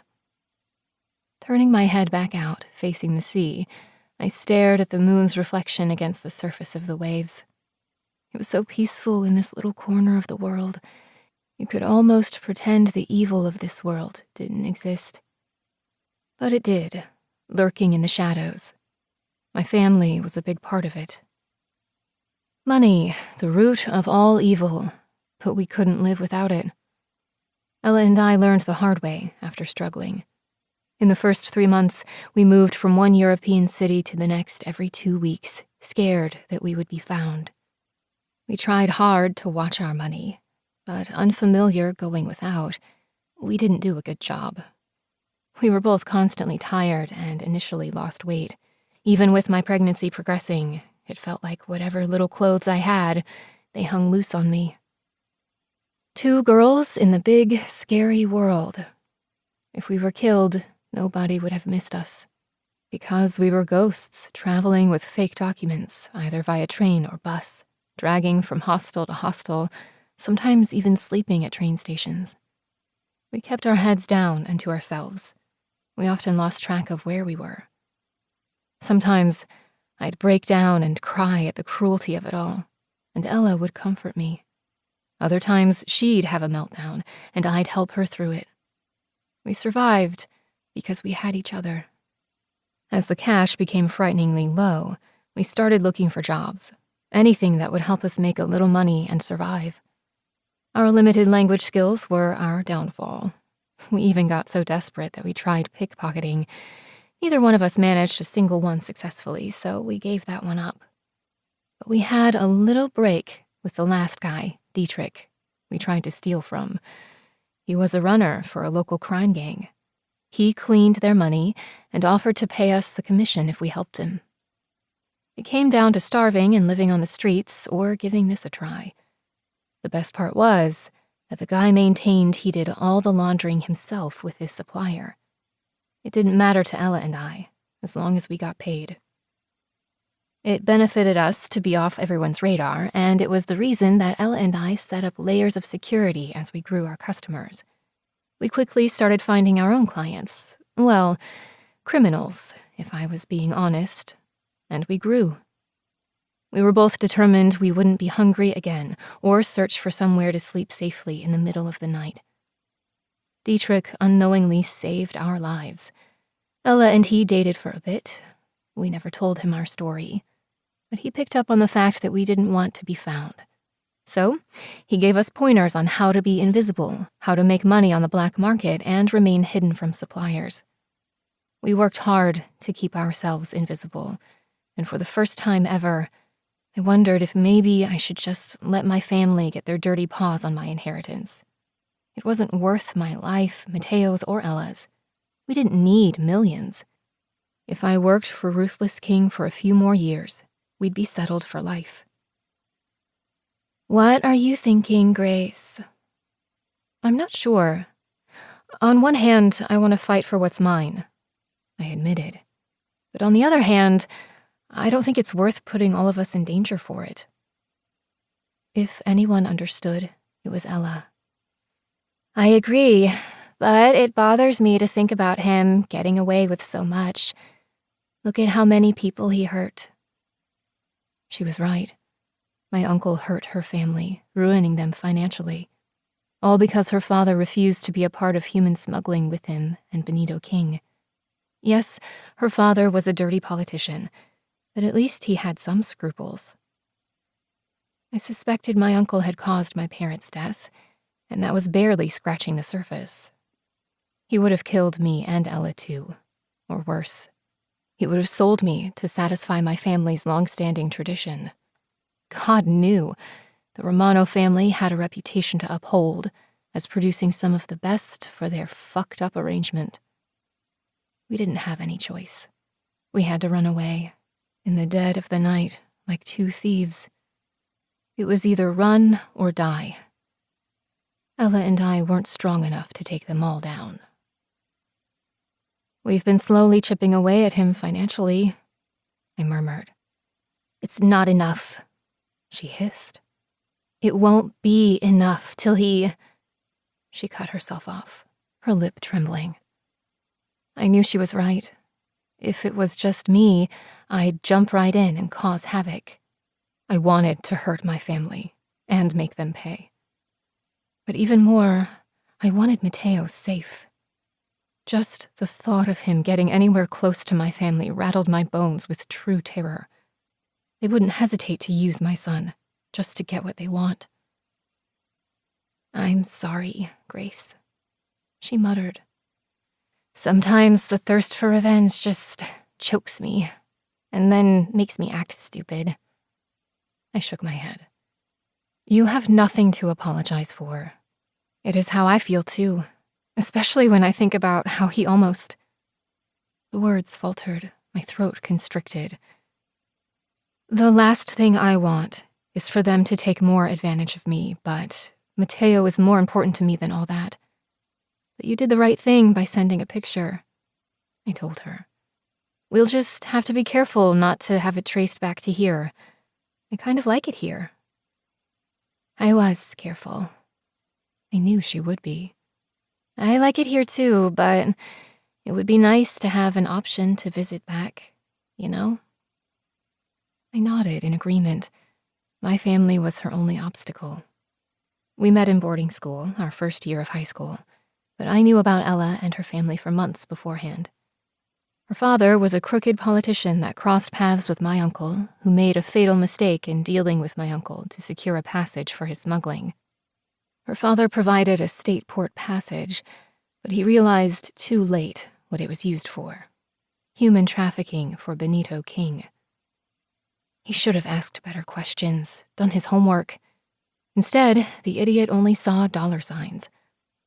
When her dad started backpedaling, my uncle demanded the payment back with hefty interest. Her father didn't have the money, so he promised his daughter. But then he started running his mouth, and my uncle killed him and his wife brutally. The only reason I knew was because I eavesdropped on his conversation. So he took charge of Ella. Not out of pity or sorrow. He took her in to protect his investment. Of course, it was always us women that paid the price for men's stupidity and cruelty. We were just pawns in their stupid games. Unlike Ella, for me, even if my uncle and family that wanted me dead were eliminated, I'd still not be able to go back, because my husband wanted me dead too. But we refused to be victims and just take it. It was the reason I told Ella what I learned about her parents' death when we met. We bonded instantly, and we might have been young, naive girls, but we wouldn't be willing victims. We started researching and studying the men from the Mafia world that did business with Benito. We refused to be sitting bells waiting for our ruin. Ella and I were stronger together. If we only prepared for falling in love, too. We wanted to bring those fucking ruthless men to their knees and make them pay. But we didn't count on our hearts paying too. Chapter 7.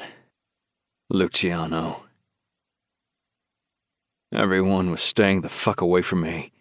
It suited me just fine. If only I wasn't frustrated as fuck. How hard was it to find an American woman roaming Europe with a friend?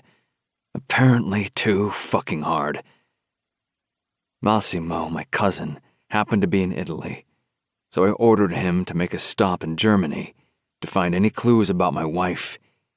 He was one of the rare people that knew her and saw her, and I trusted him not to try to fuck her. That was 2 weeks ago. He went to Germany, then went back to Italy. He was due to go back to Germany again to continue. It has been 2 long weeks and nothing. He came up with nothing, not a single clue. Like she was a ghost. Luciano. My father's voice caught me in the hallway. I turned around to face him. His eyes were the same shade as mine, our facial features similar too. He was in his 70s, but my father still looked strong. The death of my mother and sister hit him hard, but his will to live spiked when I got married. Grace captured him effortlessly, regardless of her lineage and her last name. He considered her Vitale the moment he met her. The day Grace and I said our vows, he claimed her as his daughter. Despite the fact she was forced to marry me under the threat of death, she smiled at him, offering him a hug and a kiss on the cheek. Our wedding, although thrown together fast, was the real deal. Yes, I had to drag her out of her room under threat of shooting the door down, but the moment we said I do, and our lips connected, our union was sealed. Marriages were forever in our world. The way he beamed on the day of our wedding, proud and happy, as if all his life goals had been achieved and he could die in peace. And though Grace bickered with me, stood up to me all the time, she played the perfect daughter-in-law to my father. There was no hiding that she actually enjoyed spending time with him. They'd sit and talk for hours, about Pa's hometown in Sicily, about plants he grew, about her friend Ella, Italian food, anything and everything. She'd play piano for him, his favorite tunes of André Bocelli, Bach, Beethoven, Chopin. When I came around, she'd put her reserved walls up, not that I could blame her. She had my father's heart, without even trying from the start. She had good instincts, I'd give her that, because there was nobody I trusted more than my father. He had been my role model my entire life, taught me everything I knew. But he hasn't been happy with me lately. He hasn't said it, but I knew it. He blamed me for losing my wife, for not having children. "Father," I greeted him, "the Massimo find your wife." I should have known it was about her. "Not yet." I kept my voice cool, hiding my own frustration at the delay. "What will you do if she doesn't want to come back?" I watched my old man, wondering why he would care so much about her. After all, she betrayed us. Honesty, respect, and trust were the foundation of any relationship, business or personal. He taught me that. I never told my father all that happened that day except that she betrayed our shipment location. He didn't believe it. My old father was actually on her side, defending her. After that, the only thing he told me that day was that Vitale men never let their women go, and he never taught me to be ruthless to women. By the time I went to get her, she was already gone. "She won't have a choice," I answered my father. "She is my wife, and her place is here." In our world, divorce was non-existent. It is till death do us part, literally. He nodded, pleased with my answer. I wondered what was going through his head. Without another word, he carried on to the patio and towards his garden he maintained. That garden has been his only consolation since my mother's and sister's deaths. When Grace came into the picture, she'd help him mess around in there. But since her disappearance, he kept himself busy expanding it. Grace was Papa's willing pupil when it came to his garden. It was as if he kept it going for her, waiting for her to come back. She told him she loved white lilies, so he had a whole section dedicated to white lilies and nurtured them like they were his children. I knew from the background I had Roberto, the man that worked for me for the past 13 years, run on Grace. She'd never stepped foot in the garden before meeting my father. Her life was a fancy golden gilded cage from the moment she was born. Her parents had guards assigned to her even before she was born. She was treated like royalty, a combination of Astor and Romano family legacy, pretty much making her an American princess. The odd part was that for all of Grace's famous family on her mother's and father's side, there was not much in her background. Her father, while being a Romano, chose to become an ambitious political figure with the whisperings of presidential potential. Her mother was a famous opera singer that came from a wealthy family. Once her parents died in a car accident, her uncle and grandmother took her in, and information on Grace became even more scarce. For years, nobody even knew what she looked like or where she was. Once a public darling figure, she vanished like smoke. The boarding school she attended kept her secluded, just as her family had done. It was Massimo that ran into her information and obtained her picture by sheer accident when he hacked into the Juilliard school. He was helping his old friend get his sister into a program there, and those two wanted to check where she stood before manipulating the results to ensure she got it. Imagine the surprise finding out that Grace Romano, the only descendant of the great Romano legacy, lived right in my backyard. Sofia and Alfonso Romano protected her like a rare treasure, keeping her out of the public eye. She was their most valuable asset. I didn't have a doubt that they trained her to be a true Romano. After all, she had proven herself when she betrayed me at the first opportunity. She threw away what we could have had, could have been, for her loyalty to her family. When she walked into my nightclub, I thought destiny brought her to my doorstep, handing her over on a silver platter to avenge the killings of my mother and sister. But now I wondered if it wasn't a trap, a well-played web thrown over me. I shook my head and swallowed the bitter pill memories kept bringing, then headed to the house exit. From here I could see my helicopter in the distance. Roberto was already there waiting for me. He wasn't family, but he had proven himself enough. He was 35 years old, 5 years younger than me, and despite his loyalty, I never brought him into my inner circle. I paid him well, but the cruelty that lurked in his eyes didn't sit well with me. Yes, it was necessary to survive this world, but even cruelty had to have limits. "How was the weather today for flying?" I asked him. "Perfect skies," he retorted. "I'll get you there safely." I nodded and got in. I could fly the helicopter myself, but usually preferred to catch up on my business on the way to the city. Our family home was an hour outside the city, although I had a large penthouse there too, and a few apartments where I used to stash the women I banged. But that was before Grace. Now they just sat empty or rented. I didn't even know, since they were part of my vast real estate portfolio. It took no time to land on the roof of the skyrise building I owned in the middle of the city. I descended from the rooftop and directly into the conference room where the meeting waited to start. I nodded all around the table and sat down at the head of it, Roberto immediately to my left. Usually, that spot was reserved for Massimo, but he had a more important mission to handle, namely, hunting down my wife. It worked out well that he was in Europe already, even before I needed him to track her down. The meeting started, each department head updating me with the status. This was the legitimate side of my business, the one that allowed me into a majority of the buildings in New York. In this city, I was the ruthless king.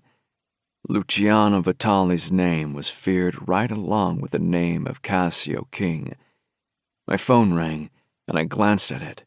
It was Massimo. "Gentlemen," I stood up. "Roberto will lead this meeting. I have to take this call."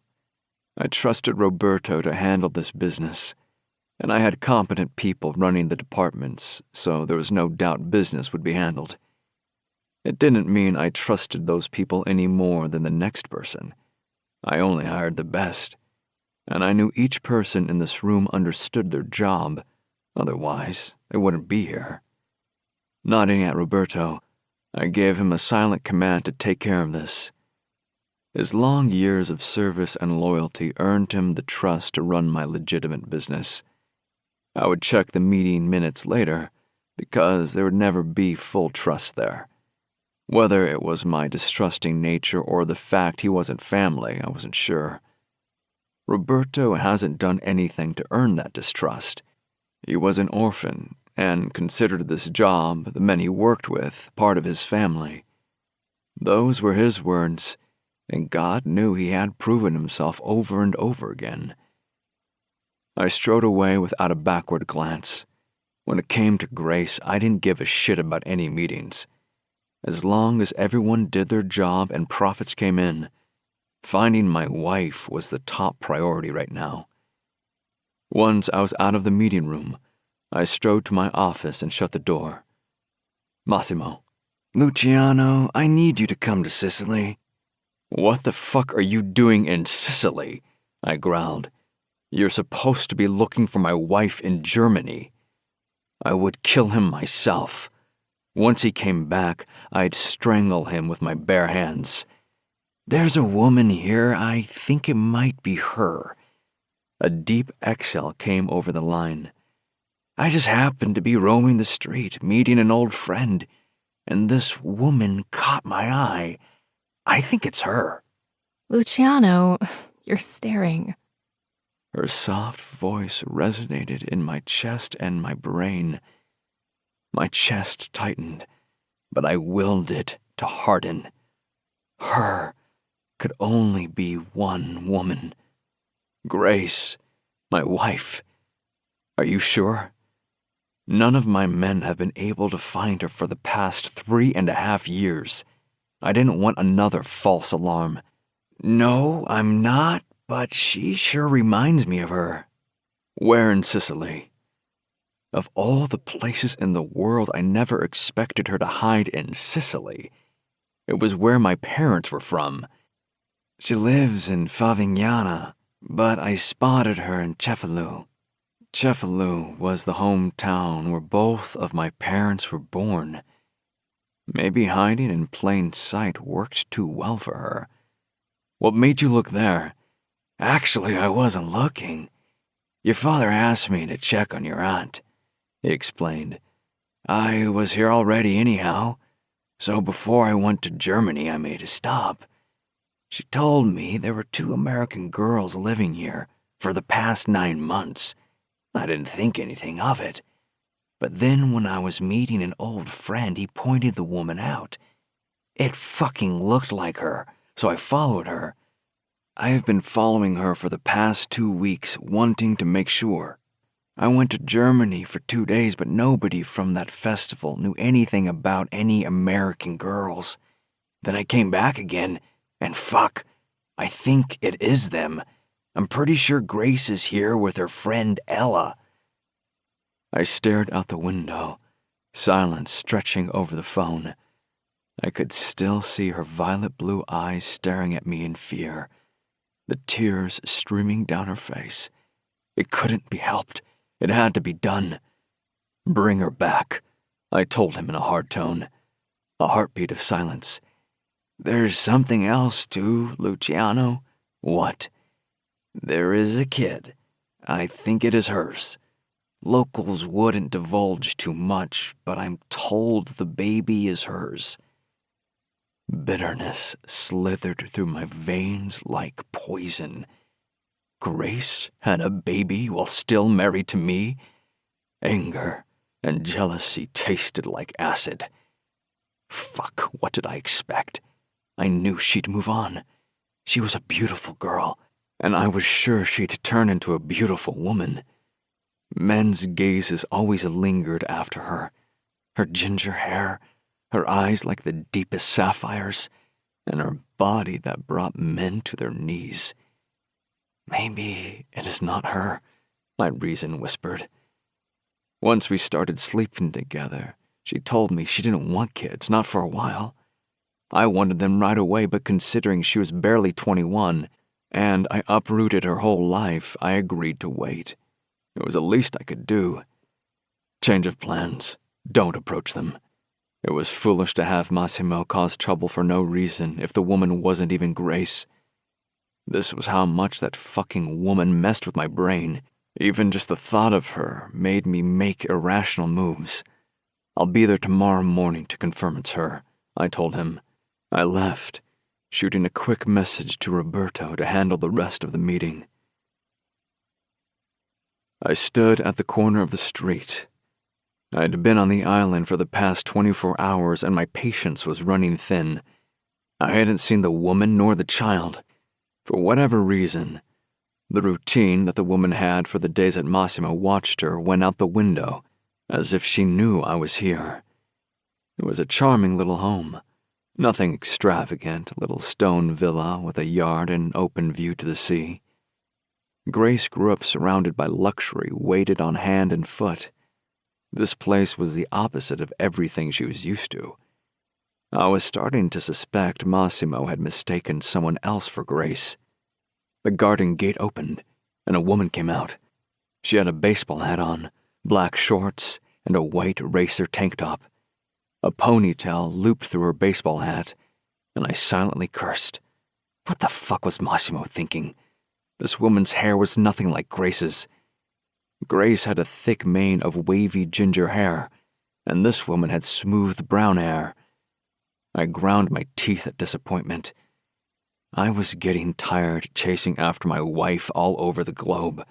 I was just tired, period. My eyes traveled over the woman's body, and I couldn't help but admire her curves. Her skin was the color of light golden tan, like she spent a lot of time in the sun. But underneath that barely there tan, you could tell she had a fair complexion. She was a beautiful young woman, with a similar build as my wife. She stuffed her headphones into her ear, then stretched her legs. They were long and toned. The hat was pulled down far on her forehead, and I wished I could see her face that was hidden by the hat. A minute of stretching, and she took off into a light jog. I watched her till she disappeared from the view, a sinking feeling heavy in my stomach. "Where are you, Grace?" The silent question lingered on my lips. I would find her eventually.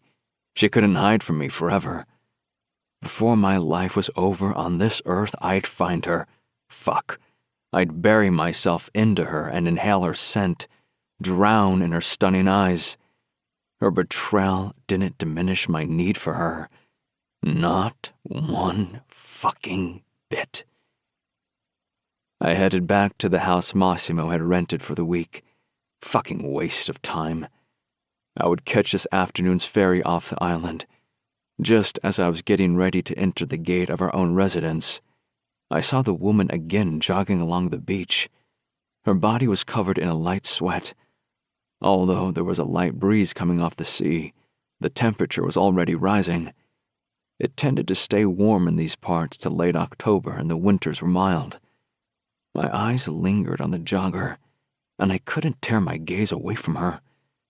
Her body soft, despite the physical exercise that she obviously put her body through. She raised her hand and waved. I followed the direction of her greeting and saw her waving at the ice cream shop owner. Definitely not Grace. She would never socialize with people outside of her circle. Gabriella was her only friend, and both of them kept their circle small.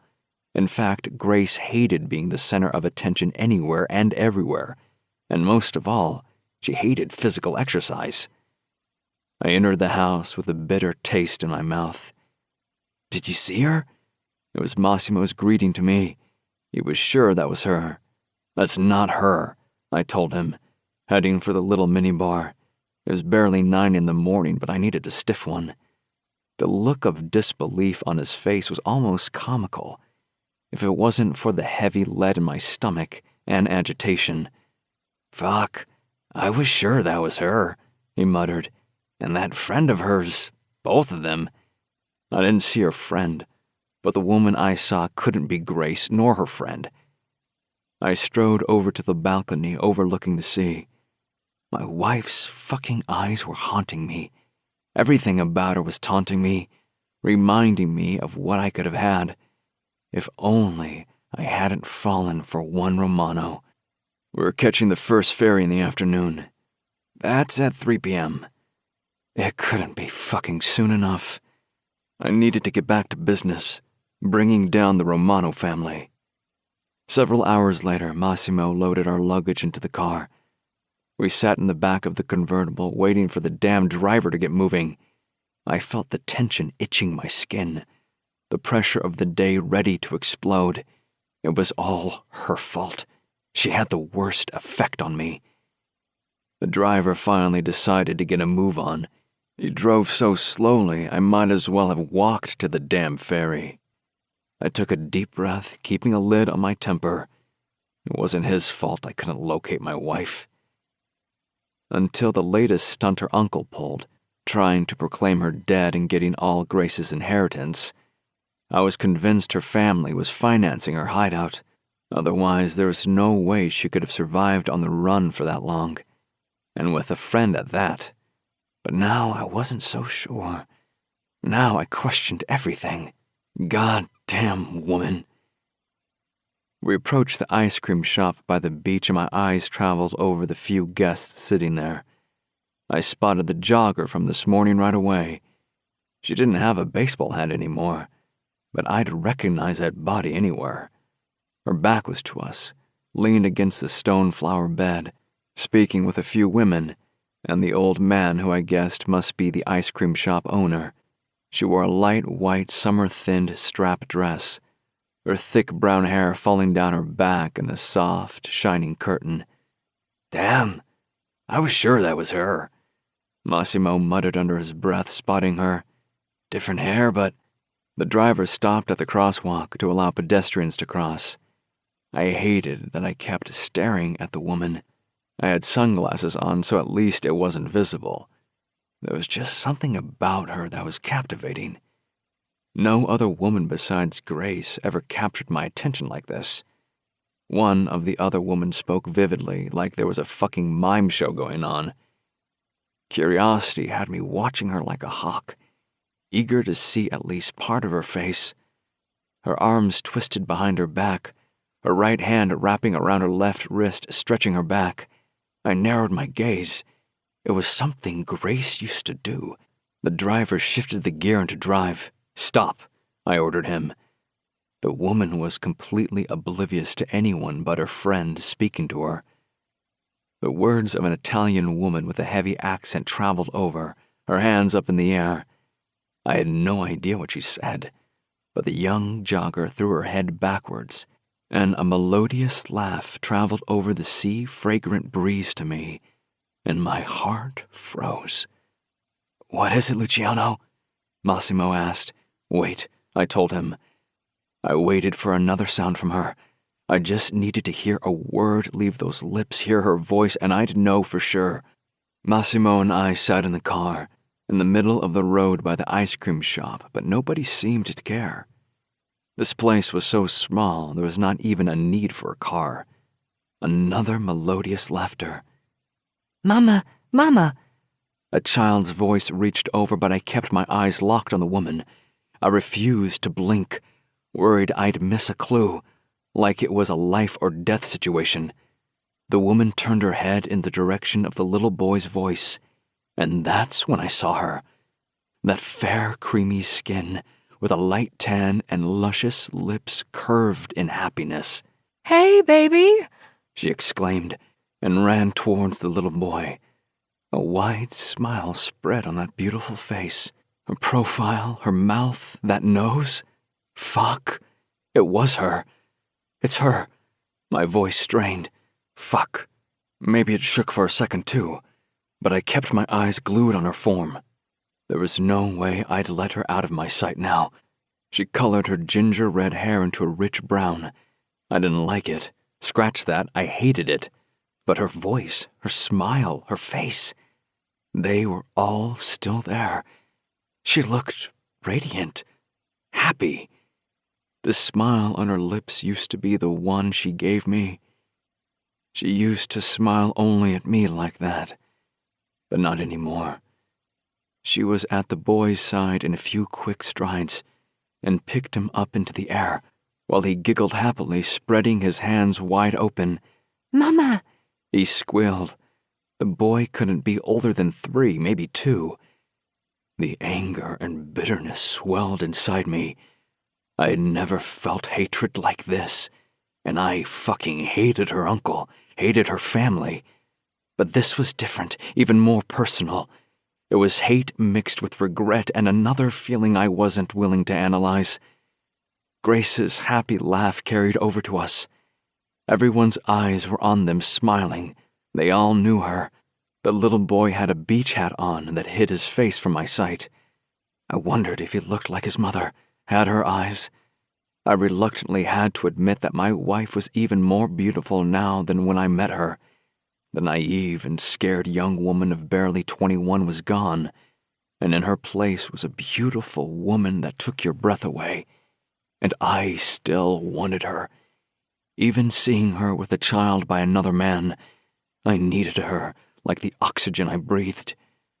Well, I'll have to suffocate that need, by any means necessary.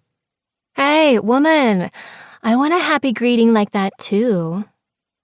I recognized her best friend. She changed her hair too. Grace chuckled softly. "Oh, Ella, I missed you, baby." A burst of laughter echoed, carrying on the breeze, mixing with ocean waves. All three of them seemed happy, truly happy. The memory of that last time I saw my wife played on repeat in my mind. The look of finality in her eyes as I pulled the trigger and then sent her away. It looked like she got over it pretty damn quick. Who wants to go to the beach? Grace's soft voice teased. It was even softer than I remembered. Her happy laughter mixed with the sound of the waves, the smell of the sea salt air in the breeze. It would forever remind me of my own bitterness and loss. Io, The boy beamed. Mama, giù.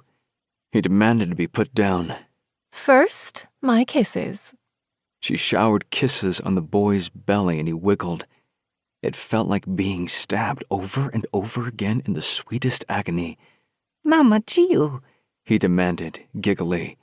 Little boy is bossy. The ice cream shop owner yelled over to my wife with a wide smile. Must be like his papa.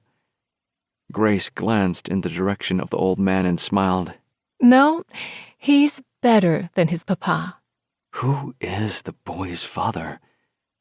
The boy put his chubby hands on Grace's face, and she kissed his palms one at a time. Gelato.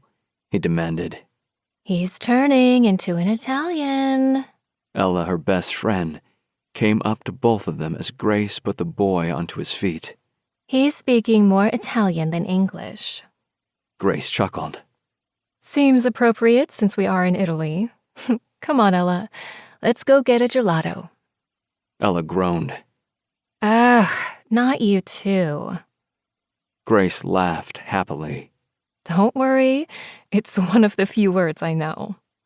She turned her eyes to her son. So, gelato, then spiaggia? Grace playfully shoved her shoulders against her friend, and she uttered the word beach in Italian. I exited the vehicle, Massimo right behind me. I stepped forward. Massimo stood firm behind me. Each step I took closer to my wife, excitement and anger mixed in my blood. Fancy seeing you here, wife, I greeted her in a cold voice. Her eyes, even bigger and deeper than I remembered them, snapped to me, startled. Actually, startle was too mild of a word. I scared the living shit out of her. Her eyes were wide with fear, and she paled until I thought she'd pass out. We stared at each other. Her lips slightly parted, but no words came. Her eyes darted around, her breathing quickening, all the signs of her happiness gone.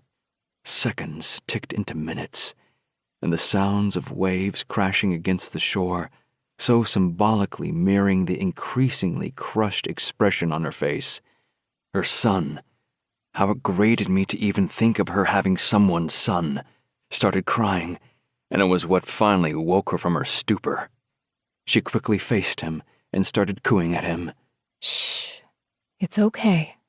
Her eyes returned to me, watching me with a guarded expression.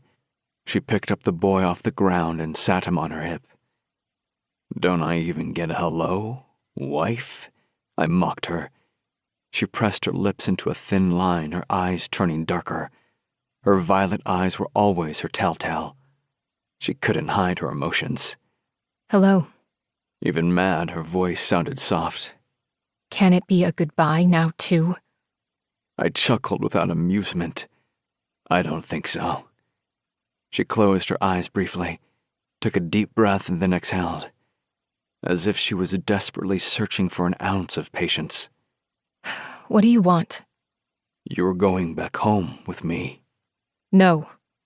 I remembered the time when she was too scared to stand up to me. Yes, she bickered with me, but never outright stood up to me. It was so different now. She dismissed my presence, turning her back to me, and started walking away, pulling Ella along with her free hand. Poor woman. She stood frozen, immobile, staring at us in shock. Massimo and I followed behind. Grace's steps away from us were rushed, but she couldn't get away. Her son peeked over her shoulder at me. My breath stuck in my lungs. His big eyes stared at me curiously, and I resented him. "Grace," I started. Don't talk to me. She hissed. "It's time to go home." She whirled around. You are taking me nowhere. She spat her words. I want you nowhere near me or my son. Do you understand? I grabbed her by her arm, my fingers digging into her flesh hard. I knew her fair skin complexion would bruise from my firm touch. I didn't fucking care. "You have no say in it, wife," I smirked, my lips curving into a cruel smile and my voice cold. "You've played long enough." Chapter 8. Grace. My heart thundered wildly, blood rushing into my ears and my brain. I had to calm down so I could think clearly. I had never expected to see Luciano again. I never wanted to see him again. Just like before, his eyes took my breath away. They were bewitching, and each time I gazed into them, oxygen would get caught in my lungs. Those eyes of rich, dark cognac mixed with colors of the forest, and those damn eyelashes, the envy of every woman. They were thick and black surrounding those stunning eyes. Those eyes only gave a hint of the predator he was. A beast full of power and danger that could kiss you one second and snap your neck the next. His hand firmly squeezed my arm in his grip, his inked fingers searing my skin. "Let go of me," I hissed, hating how his touch warmed my skin. I held on to my son, keeping him close to me. I didn't want to alarm him. I wanted him to have a safe and happy life, full of joy, not angry words. "And don't ever touch me again." He lost that right a long time ago, and I would never give it to him again. I fell for him, and he broke my heart, pulled a trigger like I was nobody, nothing. There was no forgiving that. Surprisingly, Luciano's hand fell down. I turned to Ella, and we shared a look. Yes, it shocked me to run into Luciano. I didn't think we'd ever cross paths again, but we weren't stupid. We always prepared for the worst. Every town we stayed at, we had a contingency plan. "Take the baby," I told Ella. Yes, calling Mateo, who was almost 3, a baby was stretching it, but he'd always be my baby. "Go ahead toward the house." I accented the last word, and she knew what I meant. "I'll be right behind you." I leaned over to give her my son. Swallowing hard, I murmured to him, "It's okay, baby. Go with Ella. Mommy will be right behind you." Gelato. He pouted. Mama, voglio gelato. "Yes, in a minute." The lie was bitter on my tongue. "Go with Ella, and then we'll do that." He reluctantly let go, and I nodded to Ella. She started walking away from us in the opposite direction of the ice cream shop, and I hoped my son wouldn't decide today, of all days, to throw a tantrum. I watched them go, and then turned back to Luciano. My husband, I thought bitterly. There wasn't a bigger regret in my life than him. My eyes traveled to Massimo. I couldn't stand either one of them. If I never saw a single member of Luciano's family, it would be too soon. Well, except Luciano's father. He was always good to me and caring. "I'm not going anywhere with you," I told him, folding my arms over my chest. My eyes studied my estranged husband. He was just as handsome as I remembered, the arrogance and ruthlessness written all over his features.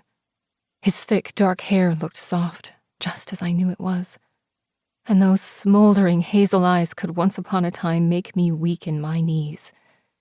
You'd think those eyes would clash against his tanned skin, but they drew you in even more. There was a hint of ink above his crisp shirt collar, and I knew it snaked down his tanned chest, down his arms, and over his hands. Those tattoos were equally beautiful and intimidating.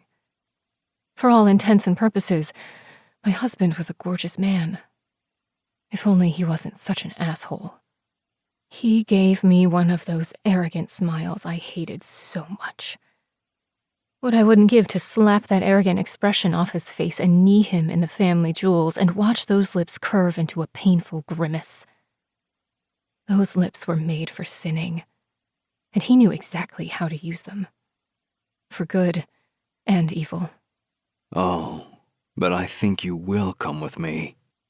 He sounded so damn sure of himself, I hated his guts. No, I won't, I replied. My voice sounded sure, but truthfully, I was anything but sure. We have nothing to say to each other. He watched me pensively. We have some business to finish up. I didn't have a damn clue what he was talking about. I wanted nothing to do with him. You can come along to my place, I answered him calmly, and we can debate what it is you think I'll be doing. I assure you, though, there is no business between you and I. But there is. He had spoken calmly, a hint of a threat in his voice. Besides, you are my wife. Until that status is changed, you'll do as I say. You can hope. And while you're at it, please hold your breath, I hissed. I suggest you pay your driver, and we can debate how to end this at my place one street over. We stared at each other, animosity in both of us.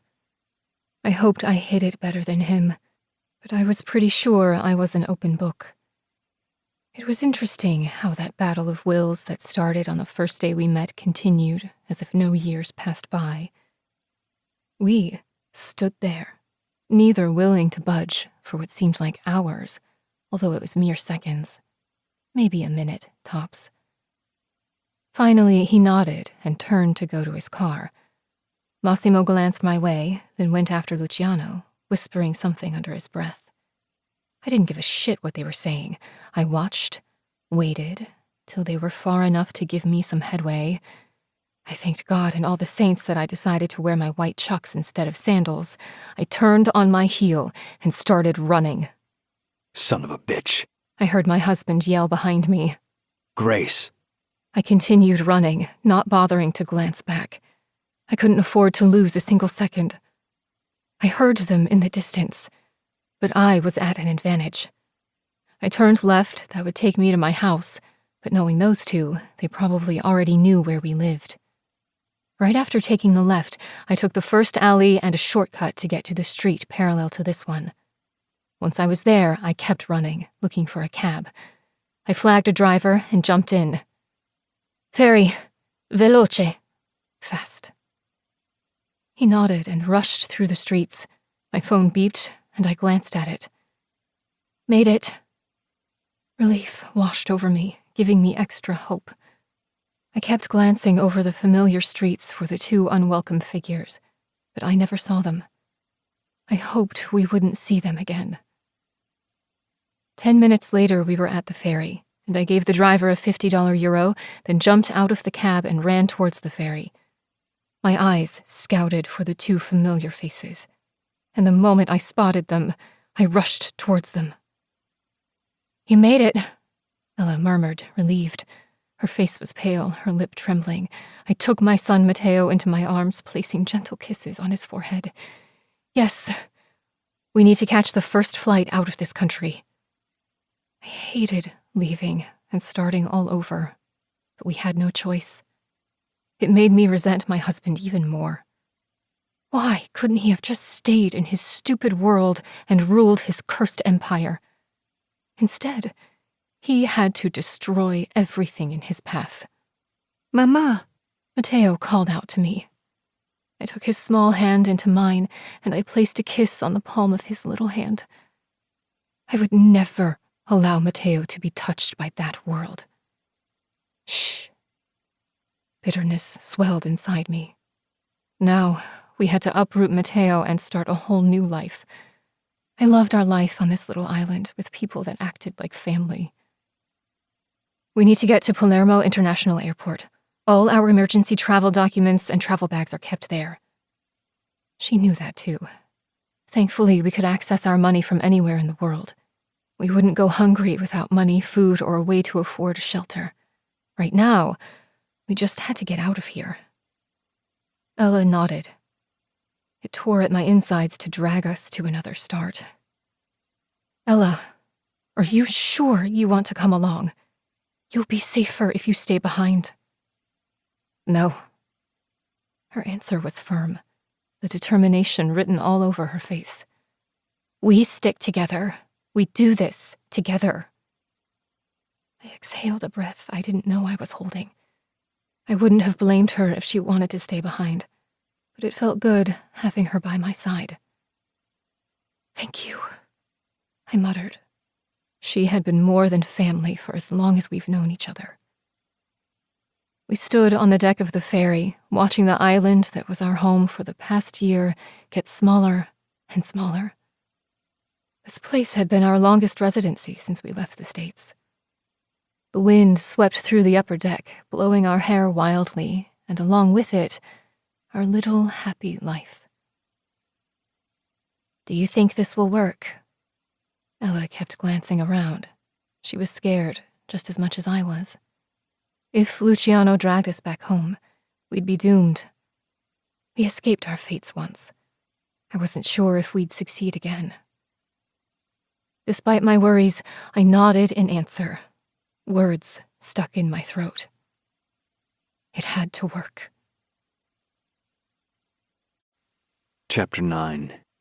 Luciano. I had to admire my wife's resourcefulness. I couldn't remember the last time someone slipped through my fingers and got this far. Oh wait, yes I could. It was my wife then too. The last time she disappeared, her family smuggled her out of the country without a trace. She vanished right out from under my nose. I had to get my connection in the police to get me off the island and have them follow her discreetly from the moment she stepped foot off that ferry. One thing Grace didn't know was that I had connections to pretty much all the authorities in Sicily. I watched her with passport in hand and a carry-on bag, her son in her arms.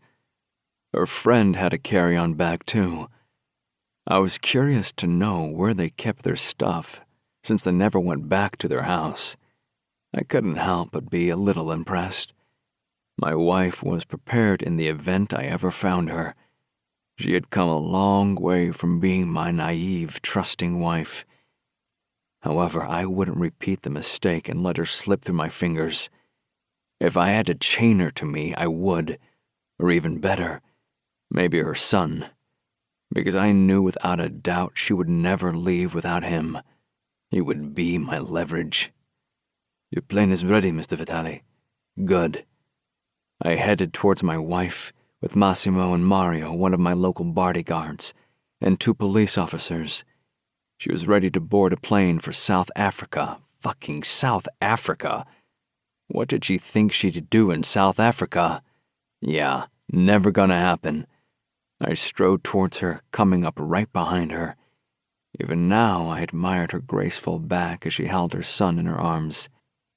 Going somewhere, wife? I asked her in a mocking tone, towering right behind her. She jumped, a startled whimper leaving her mouth. She turned around to face me, her son wrapped in her arms, watching back and forth between his mother and me. I watched her face pale a few shades again, her eyes filled with terror and surprise. It seemed to be her only response to me. She feared me, as she should. I should have felt regret, sorrow, but I didn't. I felt nothing but satisfaction that I got her. She was going to fucking leave me like dust behind her. Without a backward glance, now that I had her, she wouldn't have a chance to escape. She'd be under my clutches till I was done with her. My plane is ready, I told her, my voice cold and unwavering. You will be boarding with us. No. That was twice in a day she refused me. You don't have a choice. I'll make a scene, She threatened, her eyes darting around the airport. You can, But it won't matter, I warned her. The police here work for me. Make a scene and I'll throw you over my shoulder, then carry you onto my plane. Or even better, I'll take your kid and leave you behind. She knew I was serious. I wasn't in the habit of making empty threats. We don't want to go anywhere with you, she hissed. I don't give a shit about what you three want, but I know you are coming with me. Or maybe I'll drag your kid with me and allow you to follow like a dog. Her eyes flashed in anger and hate. Asshole, she muttered. I watched her weigh all her possibilities, her facial expression changing. The moment she resigned herself to the realization she had no other choice, I could see it in her eyes. I smirked. It took her long enough. But resignation wasn't the only thing lingering in her violet gaze. There was fury and detest in there too. Pure hate. I would know. After all, I was intimately familiar with the feeling. Fine, she spat out. She shared a glance with Ella, then a quick nod by my wife. Those two would give us problems, I had no doubt about it. But Ella stays with us the entire time, even when we get back to the States. I should tell her no. She doesn't get to set rules. I wanted to punish her, make her regret ever going against me. If not, you might as well kill us all now, my wife added in a false bravado. There was a hint of fear in it, but also something telling me she meant it. Fine, she can stay with us. Fuck. Did those words just leave my mouth? She'd always had this effect on me, made me want to do right by her, till she burned me and stabbed me in the back. Thank you. Her gratitude surprised me. I didn't expect it, probably didn't deserve it either. Her voice was small, and she tore her gaze away from me and gave her friend a small nod in silent agreement. I could always take the offer back, I assured myself. It wasn't as if I owed my wife anything. We strode towards the gate that would take us outside and to my own private plane. Mario led the way, the two women after him, with Massimo and I following behind. I wouldn't risk her escaping again. I watched my wife's rigid back as she walked in front of me. Her son kept peeking over her shoulder at me. He didn't look anything like his mother. He babbled something to his mother, and Grace's posture immediately changed. In a little bit, she murmured softly to his unknown question. The loud engine of the airplanes was the only noise surrounding us while we walked toward the steps of my plane, Vitale Enterprise. My wife's step faltered, and she stopped right before taking the first step. I saw desperation and tears glistening in her breathtaking eyes, but she refused to let them fall. Always so stubborn. Ella was halfway up. Seeing Grace falter, she paused too. The two friends locked their eyes, unspoken words but understanding in them. She turned to face me. Why do we need to come? I jerked my head at Massimo to let him know to keep going. I could handle my wife. He climbed up the stairs and nudged her friend into the plane. First, because you are my wife, I told her. I want a divorce. She cut me off. I ground my molars to keep my cool. Leave us here. I know you said divorce doesn't happen in your world, but annulment does. No. Why? Because I need something from you first. I need to fuck you out of my system and bring down your entire family. I kept those words wisely to myself. And in order to get an annulment, your physical presence is needed in the U.S. Fuck. I hoped that was true. I was making shit up as I went. Her eyebrows scrunched as she processed my words. All our possessions are here, she muttered. All my son's toys, everything. We locked gazes. You could leave us so we can at least pack properly. God, She really thought I was an idiot. She'd disappear, and it would take me another 3 years to find her if I was lucky. No. I already have one of my local men packing up your stuff. It should be right behind us. She let out an exasperated sigh. I'll give you whatever you want.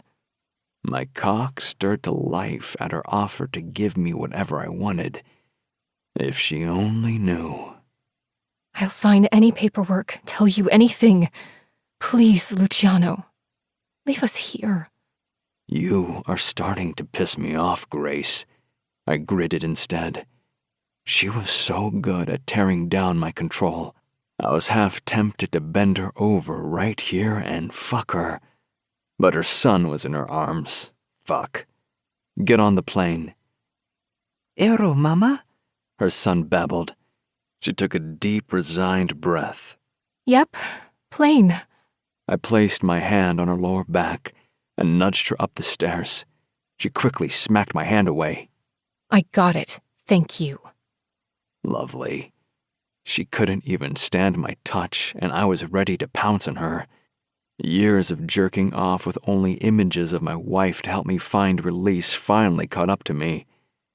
This homecoming was worse than I could have imagined.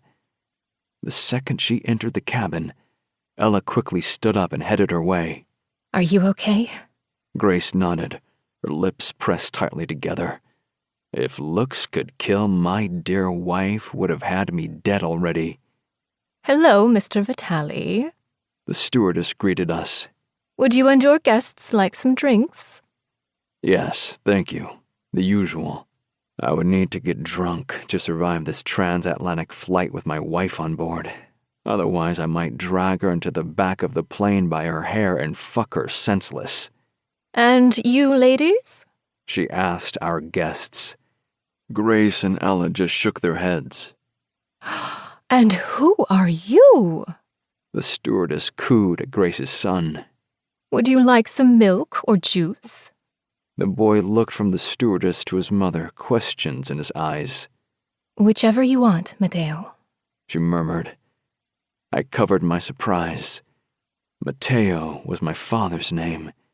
Not that she called my father by his first name. Initially, she kept calling him Mr. Vitale, and gradually changed it to Dad. It must be a coincidence. Matteo was a very common name in Italy. Was that the name of the boy's father? Succo. Matteo answered the stewardess. She looked in confusion at Grace and then me. He'll have juice, I told her. Grace turned her back to me, and then headed with Ella and her son to the furthest corner of the plane and sat themselves there. Massimo and I shared a look. It didn't matter. It wasn't as if they could run anywhere, unless they planned to jump out of the plane. The stewardess was back with all our drinks. I brought you two ladies some water, just in case. She told Grace and Ella. Thanks. They both murmured, taking the bottled water. I couldn't help but watch my wife. She seemed different somehow. More confident, stronger, more beautiful. Although that hair would have to go. I loved her natural hair color. Not that it should matter to me at all. The moment she had another man's child, our marriage was history. No. The moment you pulled the trigger, your marriage was history. I shoved my conscience away. I didn't need it, didn't want it. She wanted an annulment. I should want it too. She meant nothing to me. Then why did it bother me to think of her marrying someone else? It would be the only reason she would want a divorce or annulment. The whole marriage with her started wrong. The means for revenge against her family. And that need for revenge wasn't gone.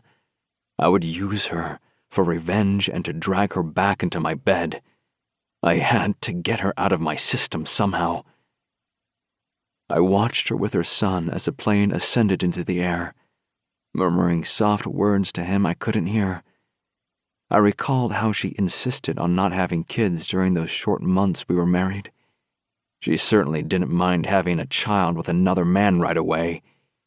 I wanted to hunt him down and slice his throat for daring to touch something that wasn't his.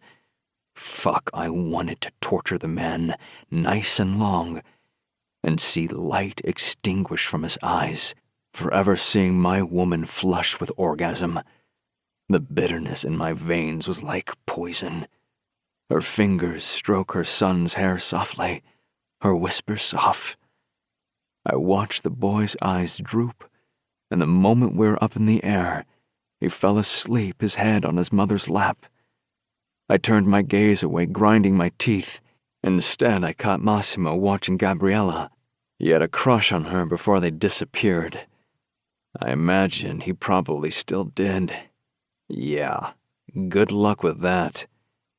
I would have to assign Roberto to keep an eye on the women, although that didn't sit well with me either. Grace was a beautiful woman, and Roberto didn't have a woman. He knew if he even thought of touching her, he'd be a dead man. I trusted Massimo unconditionally. He was family, a true blood relative. But he would think with his dick. So would I. We needed someone with no skin in the game to keep an eye on them, so they wouldn't slip through our fingers again. Although I refused to look my wife's way for the rest of the trip, I sensed her the entire time. I could hear the two of them speaking in hushed voices, and I had no doubt they were planning an escape. Chapter 10. Grace. I sensed Luciano's eyes on me, but I worked hard to ignore him. Even when he wasn't looking at us, I knew he kept watch. He said he needed something from me. I wondered what it was. One thing I knew for sure. I was sick and tired of being a pawn in everyone's struggle for power. By pulling Ella, Matteo, and I back into his world, he put our lives in danger. It made me hate him even more. Do you think it was my email with a photo that gave us away? Ella murmured under her breath. I wondered how he found us too. We were so careful. Just a few days ago, I thought about him, and here he was. Maybe it was my warning, and I ignored it. Didn't I feel like someone was watching me the other day at the market?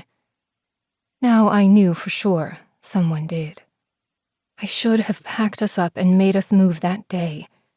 Instead, I ignored my instinct. God, I hope we get out of this alive. Finally, I shrugged my shoulders. I didn't want Ella beating herself up about this. I don't think so. It doesn't really matter. We both spoke in whispers. We'll just keep out of his way. He said he needed something from me, and in order to get an annulment, I had to be in the States. Ella's mouth just about dropped. He'll give it to you? I guess he wants it too. I don't really care, as long as I get it. What do you think he wants? I wished I knew. Not knowing made me anxious and blind. I couldn't afford to be blind when it came to Luciano, nor anyone else. What about your family? That was my biggest fear. Yes, I feared Luciano, but I feared my family more. I need a plan to get us out of Luciano's clutches and to keep Matteo off my family's radar. How? I brushed my fingers across his forehead, moving the little strands of hair out of his face. I don't know. Should we tell him? I knew what she was asking. If I told Luciano that Matteo was his, he'd protect him. But I was scared of losing my son. I couldn't lose him. He was my everything. I wished I knew what the right thing to do was. I wanted to keep my son protected and with me at all costs. Did that make me selfish? Maybe. But I needed my son. He was my reason for fighting to survive. Besides, Luciano hated the Romano blood so much, I kept telling myself not to entrust my son to him. Not yet, I murmured. I just need a plan. By dragging us back to the States, Luciano was putting us all right back in the middle of the war between his family and mine. I refused to allow my son and my best friend to be pawns. Nobody would use us ever again. As far as I was concerned, they could all kill each other. I couldn't care less. Well, except his dad. Although his father hated my family too. But he never transferred that hate to me. If anything, he was extra nice. I never understood why Luciano hated my family so much. I gathered they did something to him, but I could never get an answer. I figured it must be about money. That was all that mattered to my grandmother and my uncle. And God knew Luciano did some horrible shit for money. I saw it firsthand.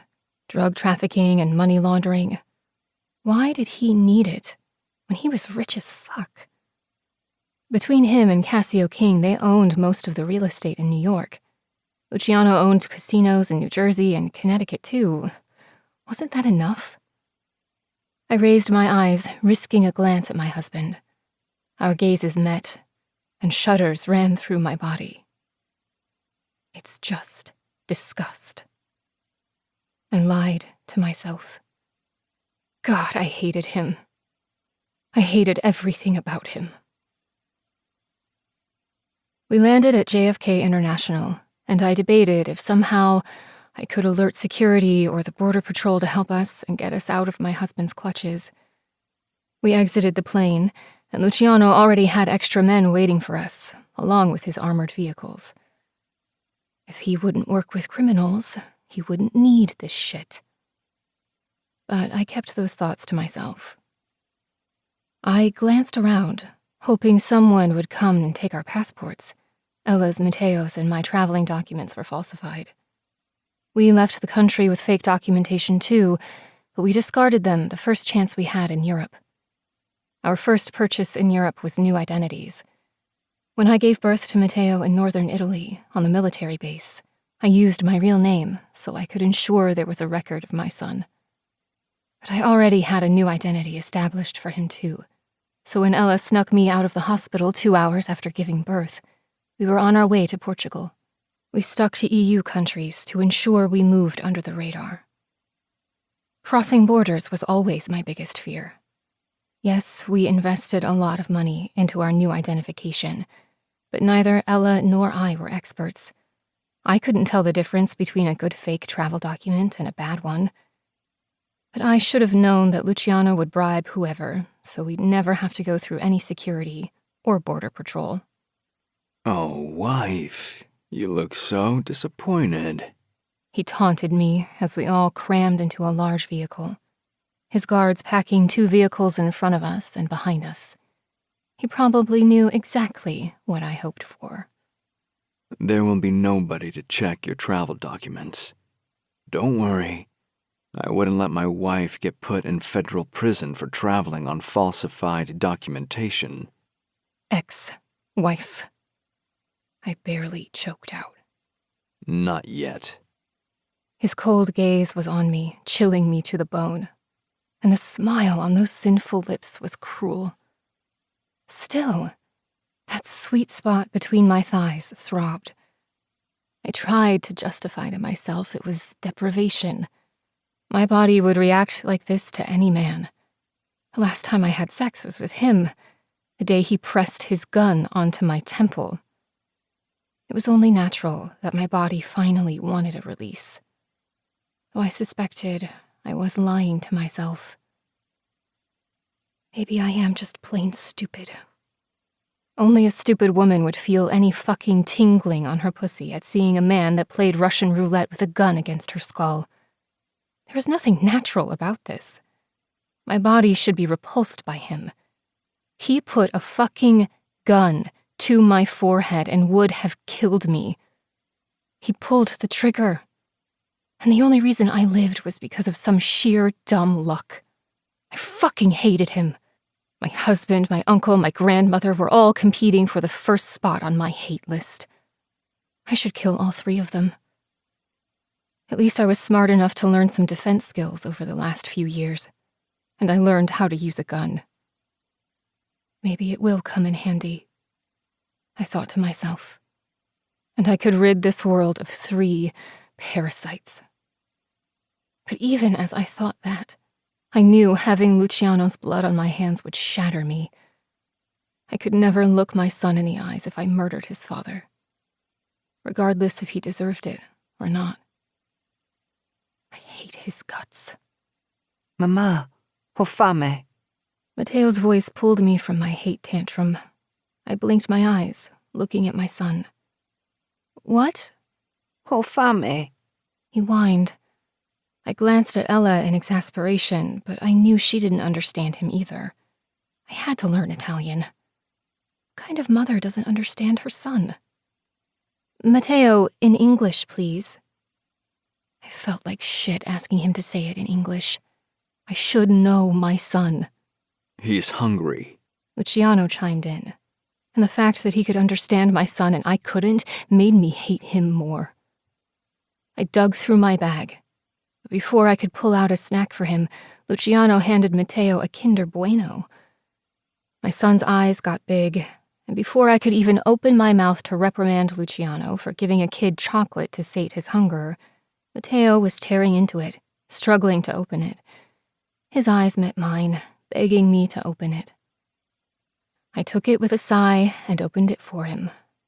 Just 1 bar, I told him.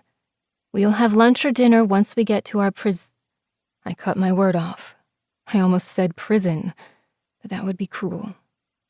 I didn't want to put Matteo in the middle of my disagreements with Luciano. To our destination, I murmured. I refused to say home. That was not our home. Grazie. Matteo told Luciano, and pride swelled inside me. My son will grow up to be a good man. We'd start with his manners and end with his compassion. Prego. Luciano answered him. I pulled my phone out and instantly downloaded Rosetta Stone. There was no chance in hell I would ever not understand what my son was saying. Get me one too, Ella muttered under her breath, her eyes on my phone. I nodded, and once I purchased for both of us, I started the download process. I would learn perfect Italian if it was the last thing I did. Chapter 11. Luciano. I watched Matteo devour the chocolate and held back my grin. Grace's attention was on her phone, and I could see the reflection of it in the car window. She was downloading the Rosetta Stone app. It bothered her that I could understand her son and she couldn't. The frustration was written all over her face. She was so focused on Rosetta Stone, she missed Matteo glancing his mother's way before he devoured the second chocolate bar. It wasn't pure chocolate anyhow. It was more cookie crumbs wrapped in chocolate. His eyes traveled my way, and realizing he had been caught, regret entered his eyes. I winked at him, trying to assure him his secret was safe. A smile spread over his face, and suddenly jealousy hit me. Matteo didn't look like his mother, but he had her smile. It lit up his whole face. Something in my chest shifted, cracking the hard ice my heart had become. I decidedly shut it down. It was nothing. I certainly wasn't turning soft for a boy that wasn't mine. He was just a kid, and I happened to grab the snack on my way out of the plane. The kid slept the entire flight, so I grabbed it because I wanted to make sure I didn't have a screaming kid in the car during our 2-hour drive. Glancing in his mother's direction, I watched the reflection in the glass as she shifted from her language app to her emails. She didn't know that Massimo had put a trace on her and Ella's phones. When we went through security in the airport, her and Ella's electronics were given to Massimo by the guard. It took him all of 2 minutes to add a tracing bug while Ella and Grace were being patted down to ensure they had no weapons on them. We would see everything they do on their devices and who they talk to. My lips tilted up remembering how Grace spat at the security guard. My ex-husband is the criminal, not me. She was pissed off they pulled her and Ella out of the line to check. Grace lifted her eyes and smiled softly the moment she saw her son's face. Oh, Mateo, your face has chocolate smeared all over it. The boy grinned, showing off his teeth stained with chocolate. Massimo chuckled next to me. Truthfully, I would have laughed too if not for Grace's constant glaring my way. She pulled out a baby wipe and cleaned off his face, while he kept trying to avoid it by shifting his face left and right. Did you know your uncle petitioned to have all your assets transferred to him? Her movements paused, and she stiffened at the question, but I didn't care. There was no time to waste. I would start digging till I got all my answers. Her lips pressed tight, and there was no doubt in my mind that she knew. I waited for her answer. The tension thick in the car. The vehicle could easily transport 10 people, but right now it felt too small for the 5 of us. Foolishly, I wished it was only Grace and I. If it was just the 2 of us, I'd get an answer out of her. I remembered how she caved when I touched her, her body melting under my fingertips. Yes. Her admission surprised me. Hell, the fact that she answered at all surprised me. Did you ask him to do that? Her eyes went to her friend and then returned back to me. No.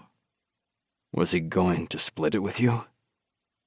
Something crossed her face. It almost looked like fear, but she quickly composed herself. Luciano, keep my son and me out of your damn games with my family. She hissed in a low voice. Whatever is going on, I am not interested to be a part of it. You are a Romano, I told her with a smirk. You have always been part of it. The loathing in her stunning eyes should feel like a victory, a twisted, bitter victory. She sat stiffly, her hands clenching in her lap. She didn't even try to hide her contempt for me.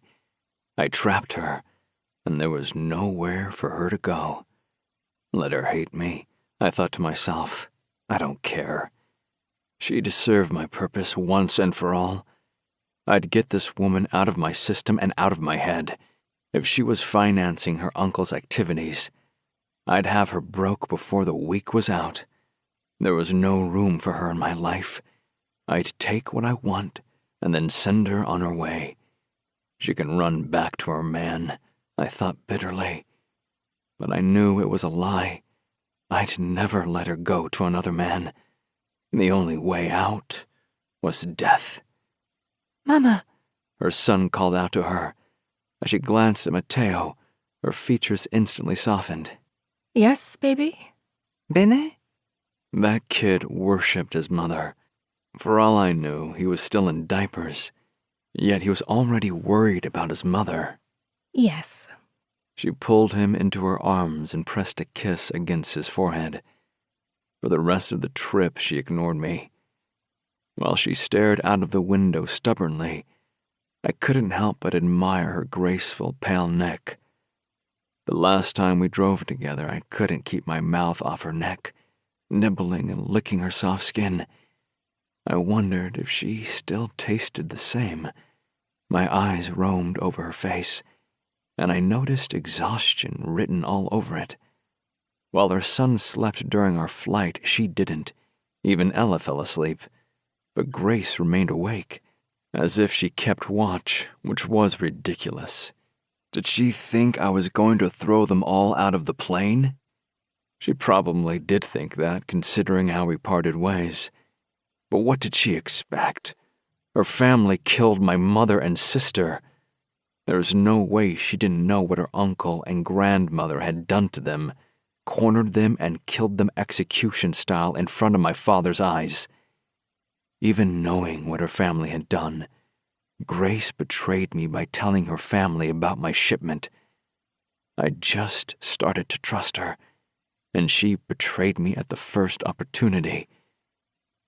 My father suggested that she might have been scared of her family and was forced to betray me. But if that was the case, why didn't she just tell me? She knew I was stronger than her family. I would have protected her. Her family couldn't hurt her while she was with me. No, I didn't believe she was forced at all. We approached my property, and I sensed, more than saw, Grace tense.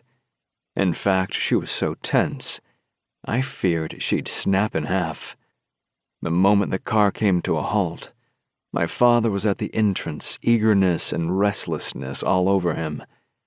I exited the car and extended my hand to help my wife, who held on to her son for dear life.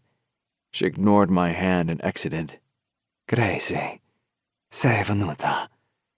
It was hard to miss the happiness in my father's voice. He gave me a nod. His face lit up like a Christmas tree. Mia cara. I watched my wife in shock and disbelief. Her eyes glimmered and her lower lip trembled, as if she would burst into tears at any moment. She would have been perfectly happy to kill me and not look back, but emotions reflected in her eyes as she looked at my father. Hello, Mr. Vitale. Her voice shook as she greeted him. No. I stared at my father, who beamed excitedly and suddenly shed 5 years off his features. No, Mr. Vitale. Dad, see? She gave him her soft smile and nodded, her eyes shining with unshed tears. I loved my father. He was my idol. He taught me everything. But at this very moment, the jealousy and envy ate at me. My wife paled and ran the moment she saw me, but she smiled softly and sincerely at my father. See, Dad. Matteo broke the moment, and it seemed my father only now noticed that Grace held a child. Chi è questo? My father asked, his gaze on the boy. He would finally realize Grace was not part of this family. She was Romano. Who is this? He asked in English. This is my son. Grace murmured softly. My father gave her an odd look, and then his attention returned to Matteo. He reached his hand, and he gently took his chubby cheeks between his thumb and index finger, making him laugh. He used to do the same to me when I was a kid. Matteo. His eyes snapped to Grace, and I didn't have to guess what crossed his mind. It's just a coincidence, I told him in Italian. I didn't want my father to draw the wrong conclusion. He didn't need that hope in his old age when it would only get crushed sooner or later. But my father just ignored me and grinned at her. Ah, little Matteo, he spoke softly. You call me Nonno. I groaned inwardly. There would be no dissuading my father from allowing the boy to call him Nonno now. Grace barely stepped foot onto my property and she was already conquering hearts. Damn it, I didn't need this right now. I needed to use her to bring down her family and get her into my bed till I had my fill of her. He wrapped Grace and Matteo into a hug. Welcome home, he murmured softly, placing a kiss on the boy's forehead. The boy grinned and rambled something that sounded half Italian, half English. My father chuckled softly. See, Matteo, we have a beach and a pool. He can't swim yet. Grace muttered. Mr. Nonno, this is Ella.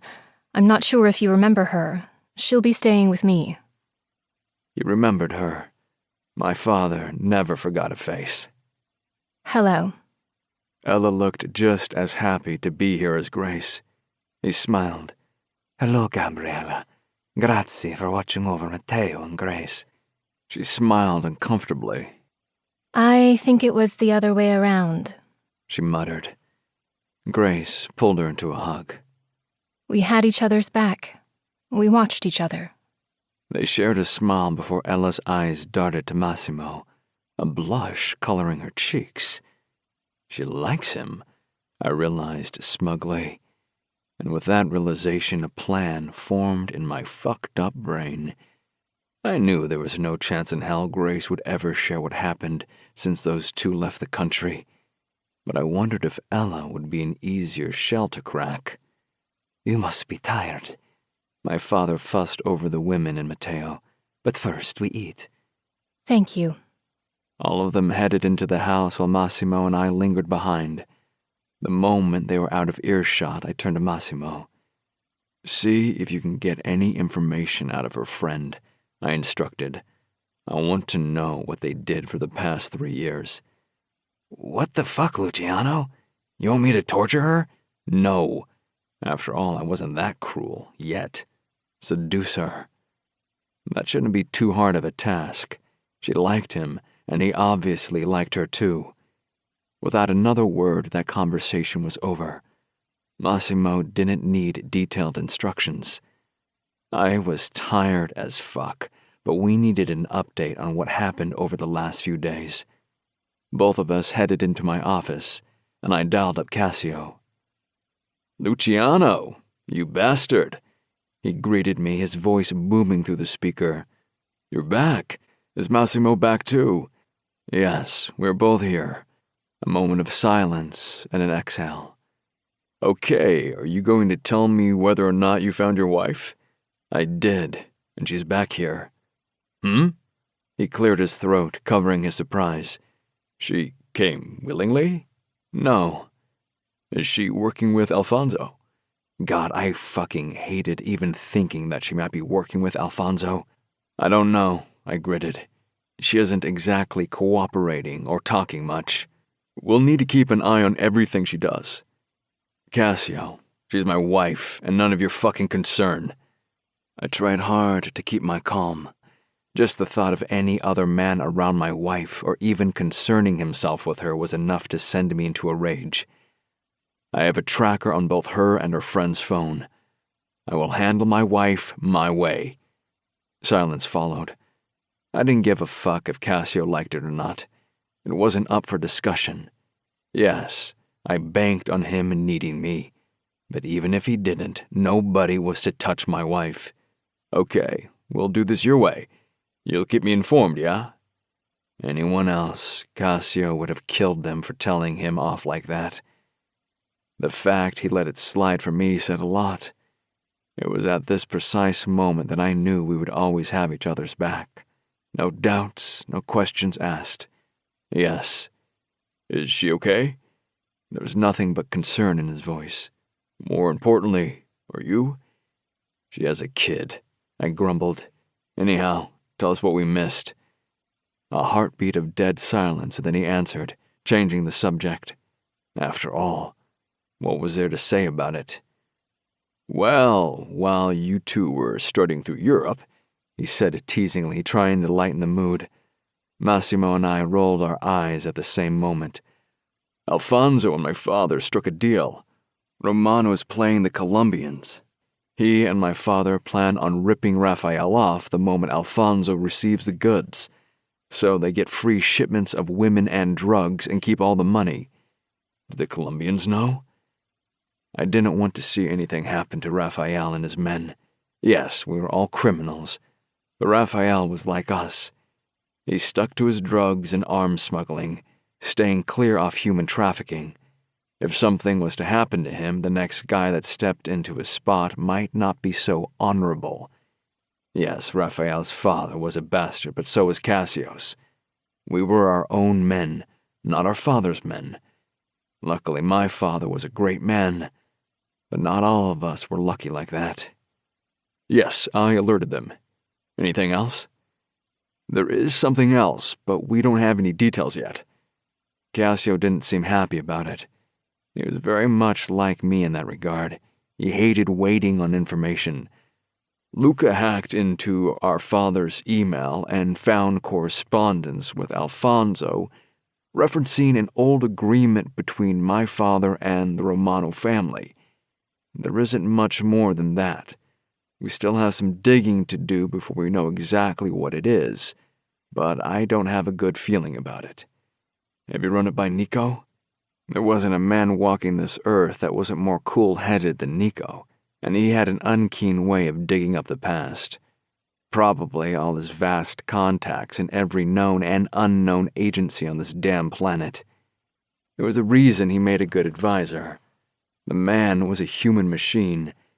Yes, he mentioned an old standing agreement between the Romano and King family that traded women of high social circles to high-ranking members of the Mafia. And he seems to think this agreement wasn't only with the Romano family. He's chasing it down. You're kidding me. It certainly sounded like a bad joke. Like a matchmaking service for mobsters or some shit? Fuck if I know. My bastard father and his ancestors kept a tight lid on it. There are only a few people that even know about it. Personally, I think it is some made-up garbage. I didn't point out to Cassio that his father's ancestors were his as well. He hated his father's guts and anything related to his father. I didn't blame him. The man was a monster. Cassio and Luca were his sons, but he mistreated them like they were disposable commodities. It was the reason Cassio and Luca only associated with their mother's side of the family. Marco King, their half-brother, was no better than Benito King. He was younger than Cassio and Luca, but he was a cruel asshole that enjoyed inflicting pain, just like their father. Marco's mother was no better.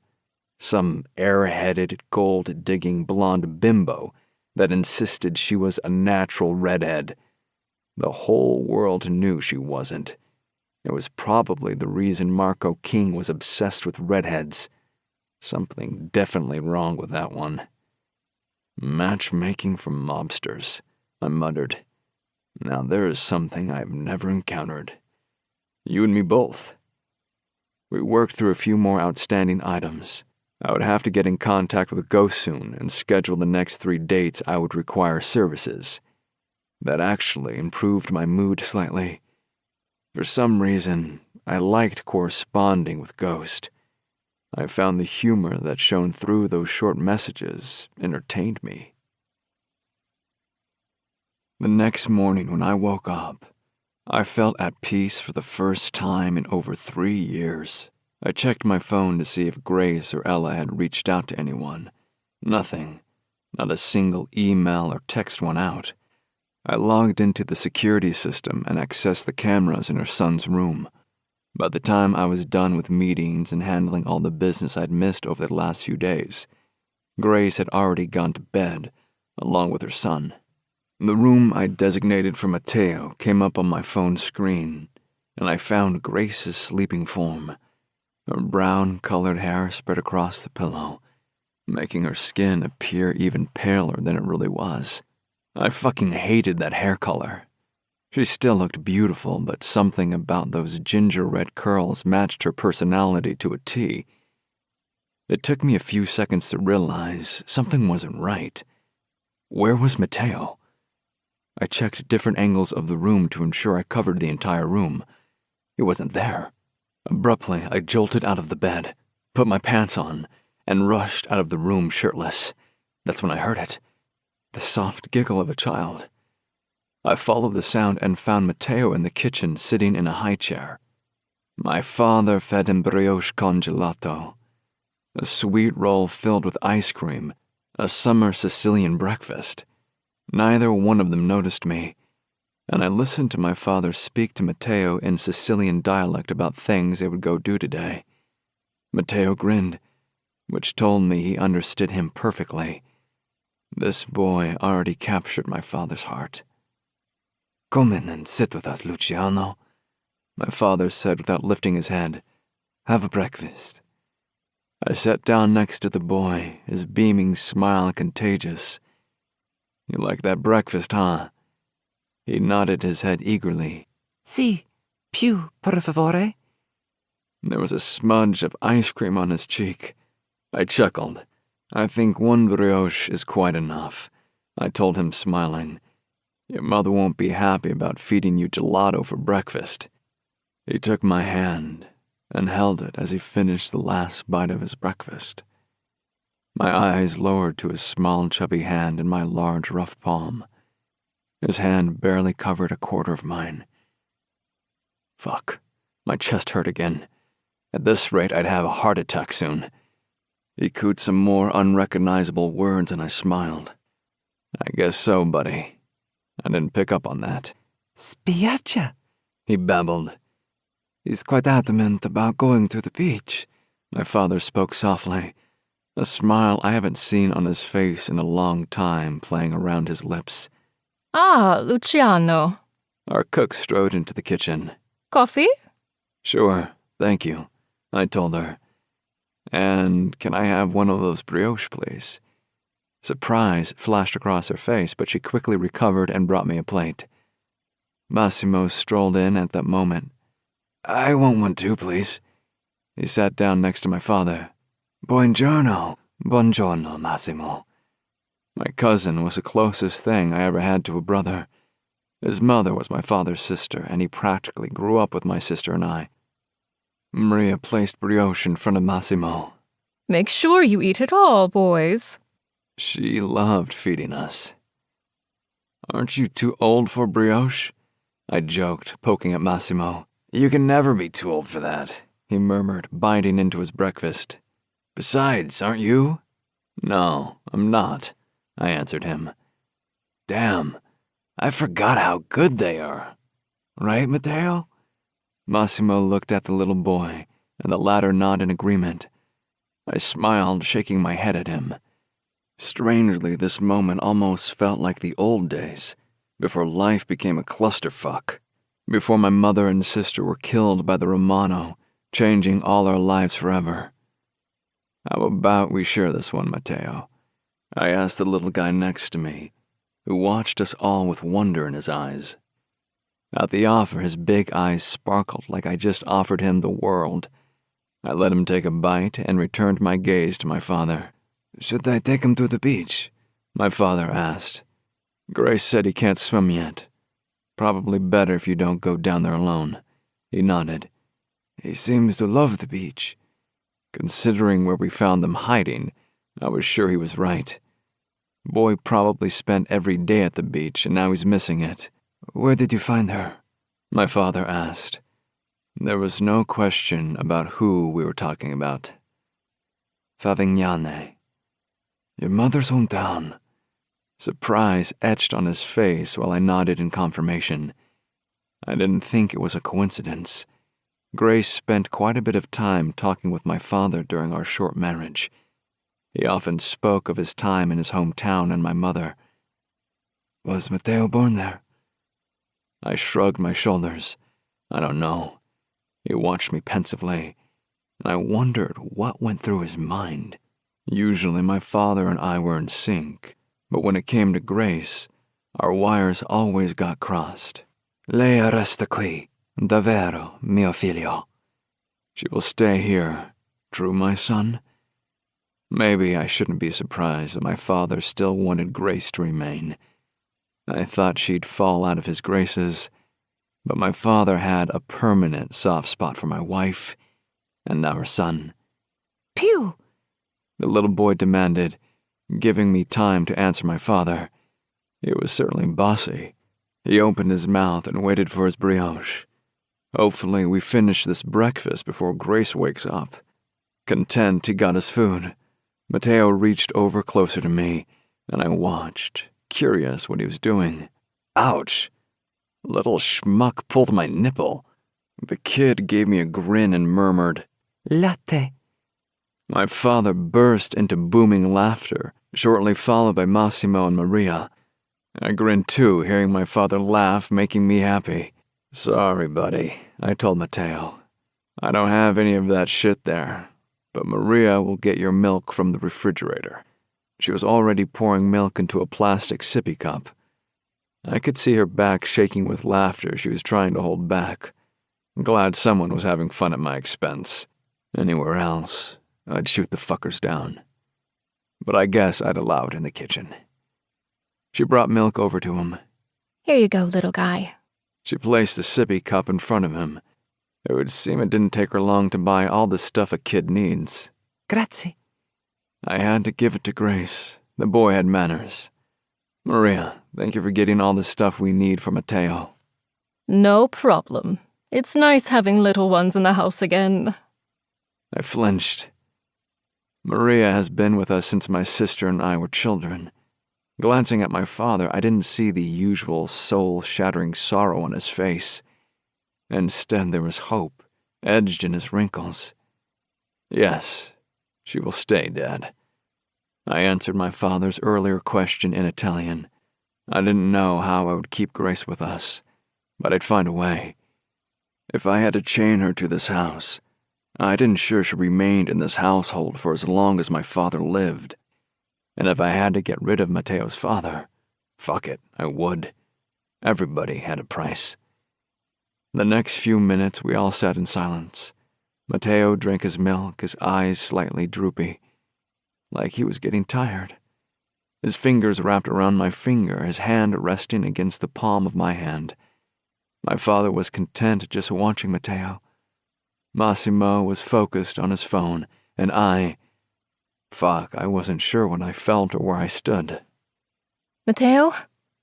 Grace's panicked voice traveled across the house. He didn't hear her, his head slowly shifting towards me, drooping over onto my shoulder. I'll go tell her he's here, Maria whispered in a low tone and rushed out of the kitchen. She didn't want to stir up Matteo, who was falling asleep. Less than 12 hours and this little boy had my staff wrapped around his finger. Maria came back with Grace, and her eyes immediately went to her son. She looked fucking gorgeous in a black tank top and baggy, silky pajama bottoms that sat low on her hips, exposing skin on her lower belly. My cock immediately jolted to attention. My wife has had that effect on me from the moment I saw her in my nightclub. You'd think it would ease up, but it has only gotten worse. I watched relief cross her face at seeing Matteo and turn into a soft smile. Is he falling asleep? I nodded at the same time that my father replied, Si. Sit down, Grace. I'll get you some coffee, Maria offered. I can... No, you sit down.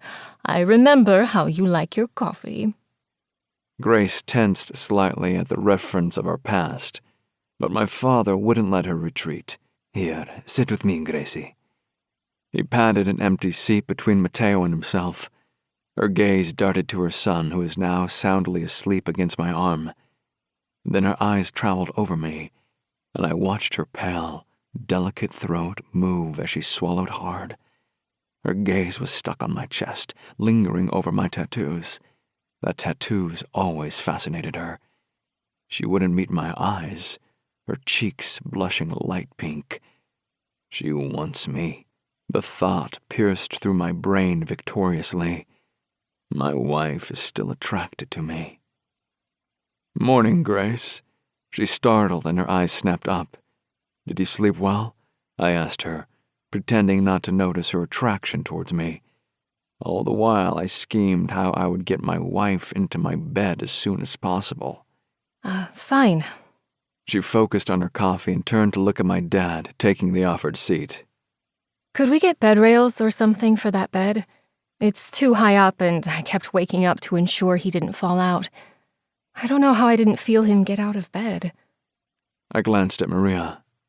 We got them, She assured me. We didn't want to go in and wake up the baby or you, but I'll have someone install it today. Grace smiled at her gratefully. Thank you very much, Maria. Of course. She smiled back and went back to doing whatever she was doing. Matteo woke up early. My father patted my wife's hand. I heard him call out, so I opened the door and took him. You need the rest. Thank you. I just can't believe I slept so hard that I never even heard anything. You were tired? My father comforted her. That was a long trip. Yeah. She muttered under her breath. An unnecessary and forced trip. My father refused to let her words deter him from his happiness of having my wife back. Honestly, it would have been comical, if only I didn't know I was the reason she hated to be back. And this is good, you're back. You made me very happy. Oh, my father was going all out now.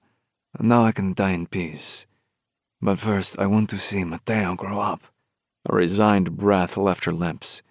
You did a good job raising him, Gracie. Yes, my father worshipped the ground Grace walked on. I could see my wife shift uncomfortably in her seat. Thank you, Nono, but he's only 2. When is his birthday? He inquired. God, if he got it into his head to throw some crazy children's party, I'd have to put a stop to it all. October. My old man grinned like he just got the best gift of his lifetime. What day? She acted like she didn't want to tell him. I couldn't understand what the big deal was. October 17th. Perfecto. It is coming soon. Grace nodded, avoiding his eyes now too. Instead, her gaze shifted to her son's sleeping form. She watched her son's little hand wrapped around my finger with a sad expression, like she was thinking about a painful memory she wanted to forget. I couldn't help but ponder at her strange behavior. Honestly, I was surprised she didn't take her son's high chair and put it as far away as possible from me. Yours and Ella's stuff will be here this morning, I told her, breaking the silence. Anger flashed in her eyes. I expect you to have all our stuff packed up and shipped back when we leave, too. And where are you going to? I taunted her. Back to the Romano Empire? Angry red blotches marked the skin on her chest and her breathing slightly labored. I pissed her off. Good. Luciano. I didn't miss the warning in my father's voice, but I never wavered my eyes from my wife. Her whole posture tensed, her gaze burning with hate. Ignoring my father, I continued. Don't even contemplate calling them. This time, I'll know before you betray me.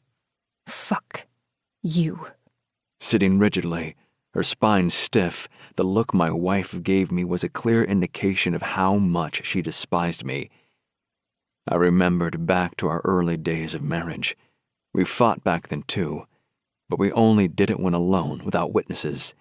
Even when I taunted her, she always refused the bait around my father, worried he'd get upset. Clearly, she no longer had those qualms. Ella walked in at that moment, breaking up the glaring contest my wife and I had going on. Morning.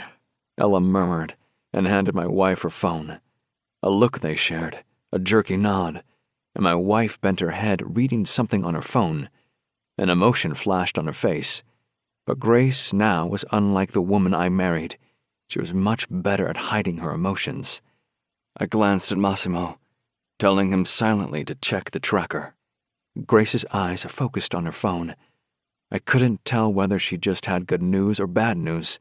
She carefully masked her feelings. Her only betrayal was her lower lip between her teeth. She used to do that when she was nervous. Her soft, full lips were torture to gaze upon. I could still remember how they felt wrapped around my cock, how expertly she sucked and took all of me deep down into her throat. Great. Now I'd have to jerk off before heading for my morning meeting with the Colombians. My phone beeped, and in slow motion, so I didn't wake up Mateo, I took it and read the message. Firewalls on the device. Need to hack. If Massimo told me the sky was falling, I would have been less shocked. Why in hell would Grace have firewalls on her phone? What was she hiding? Do it. Everything okay, Gracie? My father asked her in a concerned tone. Her smile was forced as she locked her phone. Yes, of course. She assured him, lying expertly. I watched her get up from her seat and open the tray of the high chair. Hold him up. She spoke softly. Placing the tray on the table, she leaned over and gently picked the boy up, wrapping him into her embrace. He stirred, but she murmured something softly and he went right back to sleep, with his head on her chest. Without a backward glance, she left the room. Is it okay if I take my coffee cup into my room? Ella asked. I nodded and watched her rush out after her friend. How long will it take you to penetrate those firewalls? Massimo was one of the best when it came to technology. I had no doubt he would get it done. An hour, maybe 2, he muttered. They are good. What's going on? My father inquired. Nothing to worry about, Pa. And that was the truth. There was nothing to worry about, because Massimo would have their code broken in no time. The morning meeting with the Colombians was longer than I wanted it to be. Truthfully, I didn't even want to be here, although I was the one that started the entire thing in my efforts to bring the Romano family down once and for all. Alfonso expects the shipment within 4 days, Raphael continued. He was pissed and wanted to go into attack mode against Alfonso and Cassio's father. We had to calm him down, convince him to let the cards play out. Of course, nothing will come. Once it was revealed that Romano wanted to set Raphael up and get him killed, the latter had a hard time pretending he could work with Alfonso Romano. He hated his guts to start with, knowing he tried to have his half-sister drugged. This just tipped the iceberg. He'd have to play along, pretend he didn't know that Alfonso planned on taking goods from Raphael, and then double-crossing him. It wasn't as if we were going to deliver women to Alfonso, even if he wasn't planning on double-crossing him. And you and your men will not be there, I added. He pressed his lips into a thin line, showing his displeasure. Before we kill him, Raphael, we need to let the cards play out. Let him fall. Don't doubt me when I say he will die. I want that motherfucker dead now, he gritted, for sending men after Isabella. If Vasily didn't intervene, they would have drugged her, kidnapped her, for one of their fucking trafficking containers. Benito King, too. My father won't be far behind him, Cassio assured him. Raphael nodded, not exactly happy, but satisfied enough to let it go. Cassio was a man of his word, so he knew we could depend on him not to break it. Also, there is something I heard, Raphael grumbled. It is probably useless information. What is it? It was important we don't discount any information, no matter how unmeaningful it might seem. I overheard Alfonso discuss the delivery of a woman, he started explaining, to Benito. It didn't sound like his usual trafficking. Something was off with it. Kept referring to her as the belle of the season. What woman? Cassio asked warily. He couldn't stand his father, hated his guts for the cruelty he bestowed on everyone.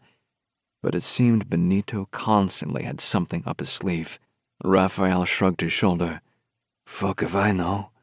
But whoever the woman is, she's causing Alfonso trouble. My kind of woman, then, I muttered. Yeah, and he mentioned that she should have been delivered years ago, he added. The information didn't make any sense, but we'd have Luca check into it. We went through a few more details and called it a day. Cassio left, meeting Luca somewhere outside the city, and I wanted to rush back home. Instead, I had one more meeting to take care of. Reluctantly, I had to admit to myself that knowing my wife was in my home soothed me. It hasn't been even a day since Grace returned. Correction, since I dragged her back, and I wanted to be wherever she was. Last night I found myself wishing she was in my room. I didn't even care if she let me fuck her. I just wanted her within my sight. I wasn't surprised she didn't sleep in our bedroom, but damn if it wasn't disappointing. Talk about being a drooling, love-struck lover boy.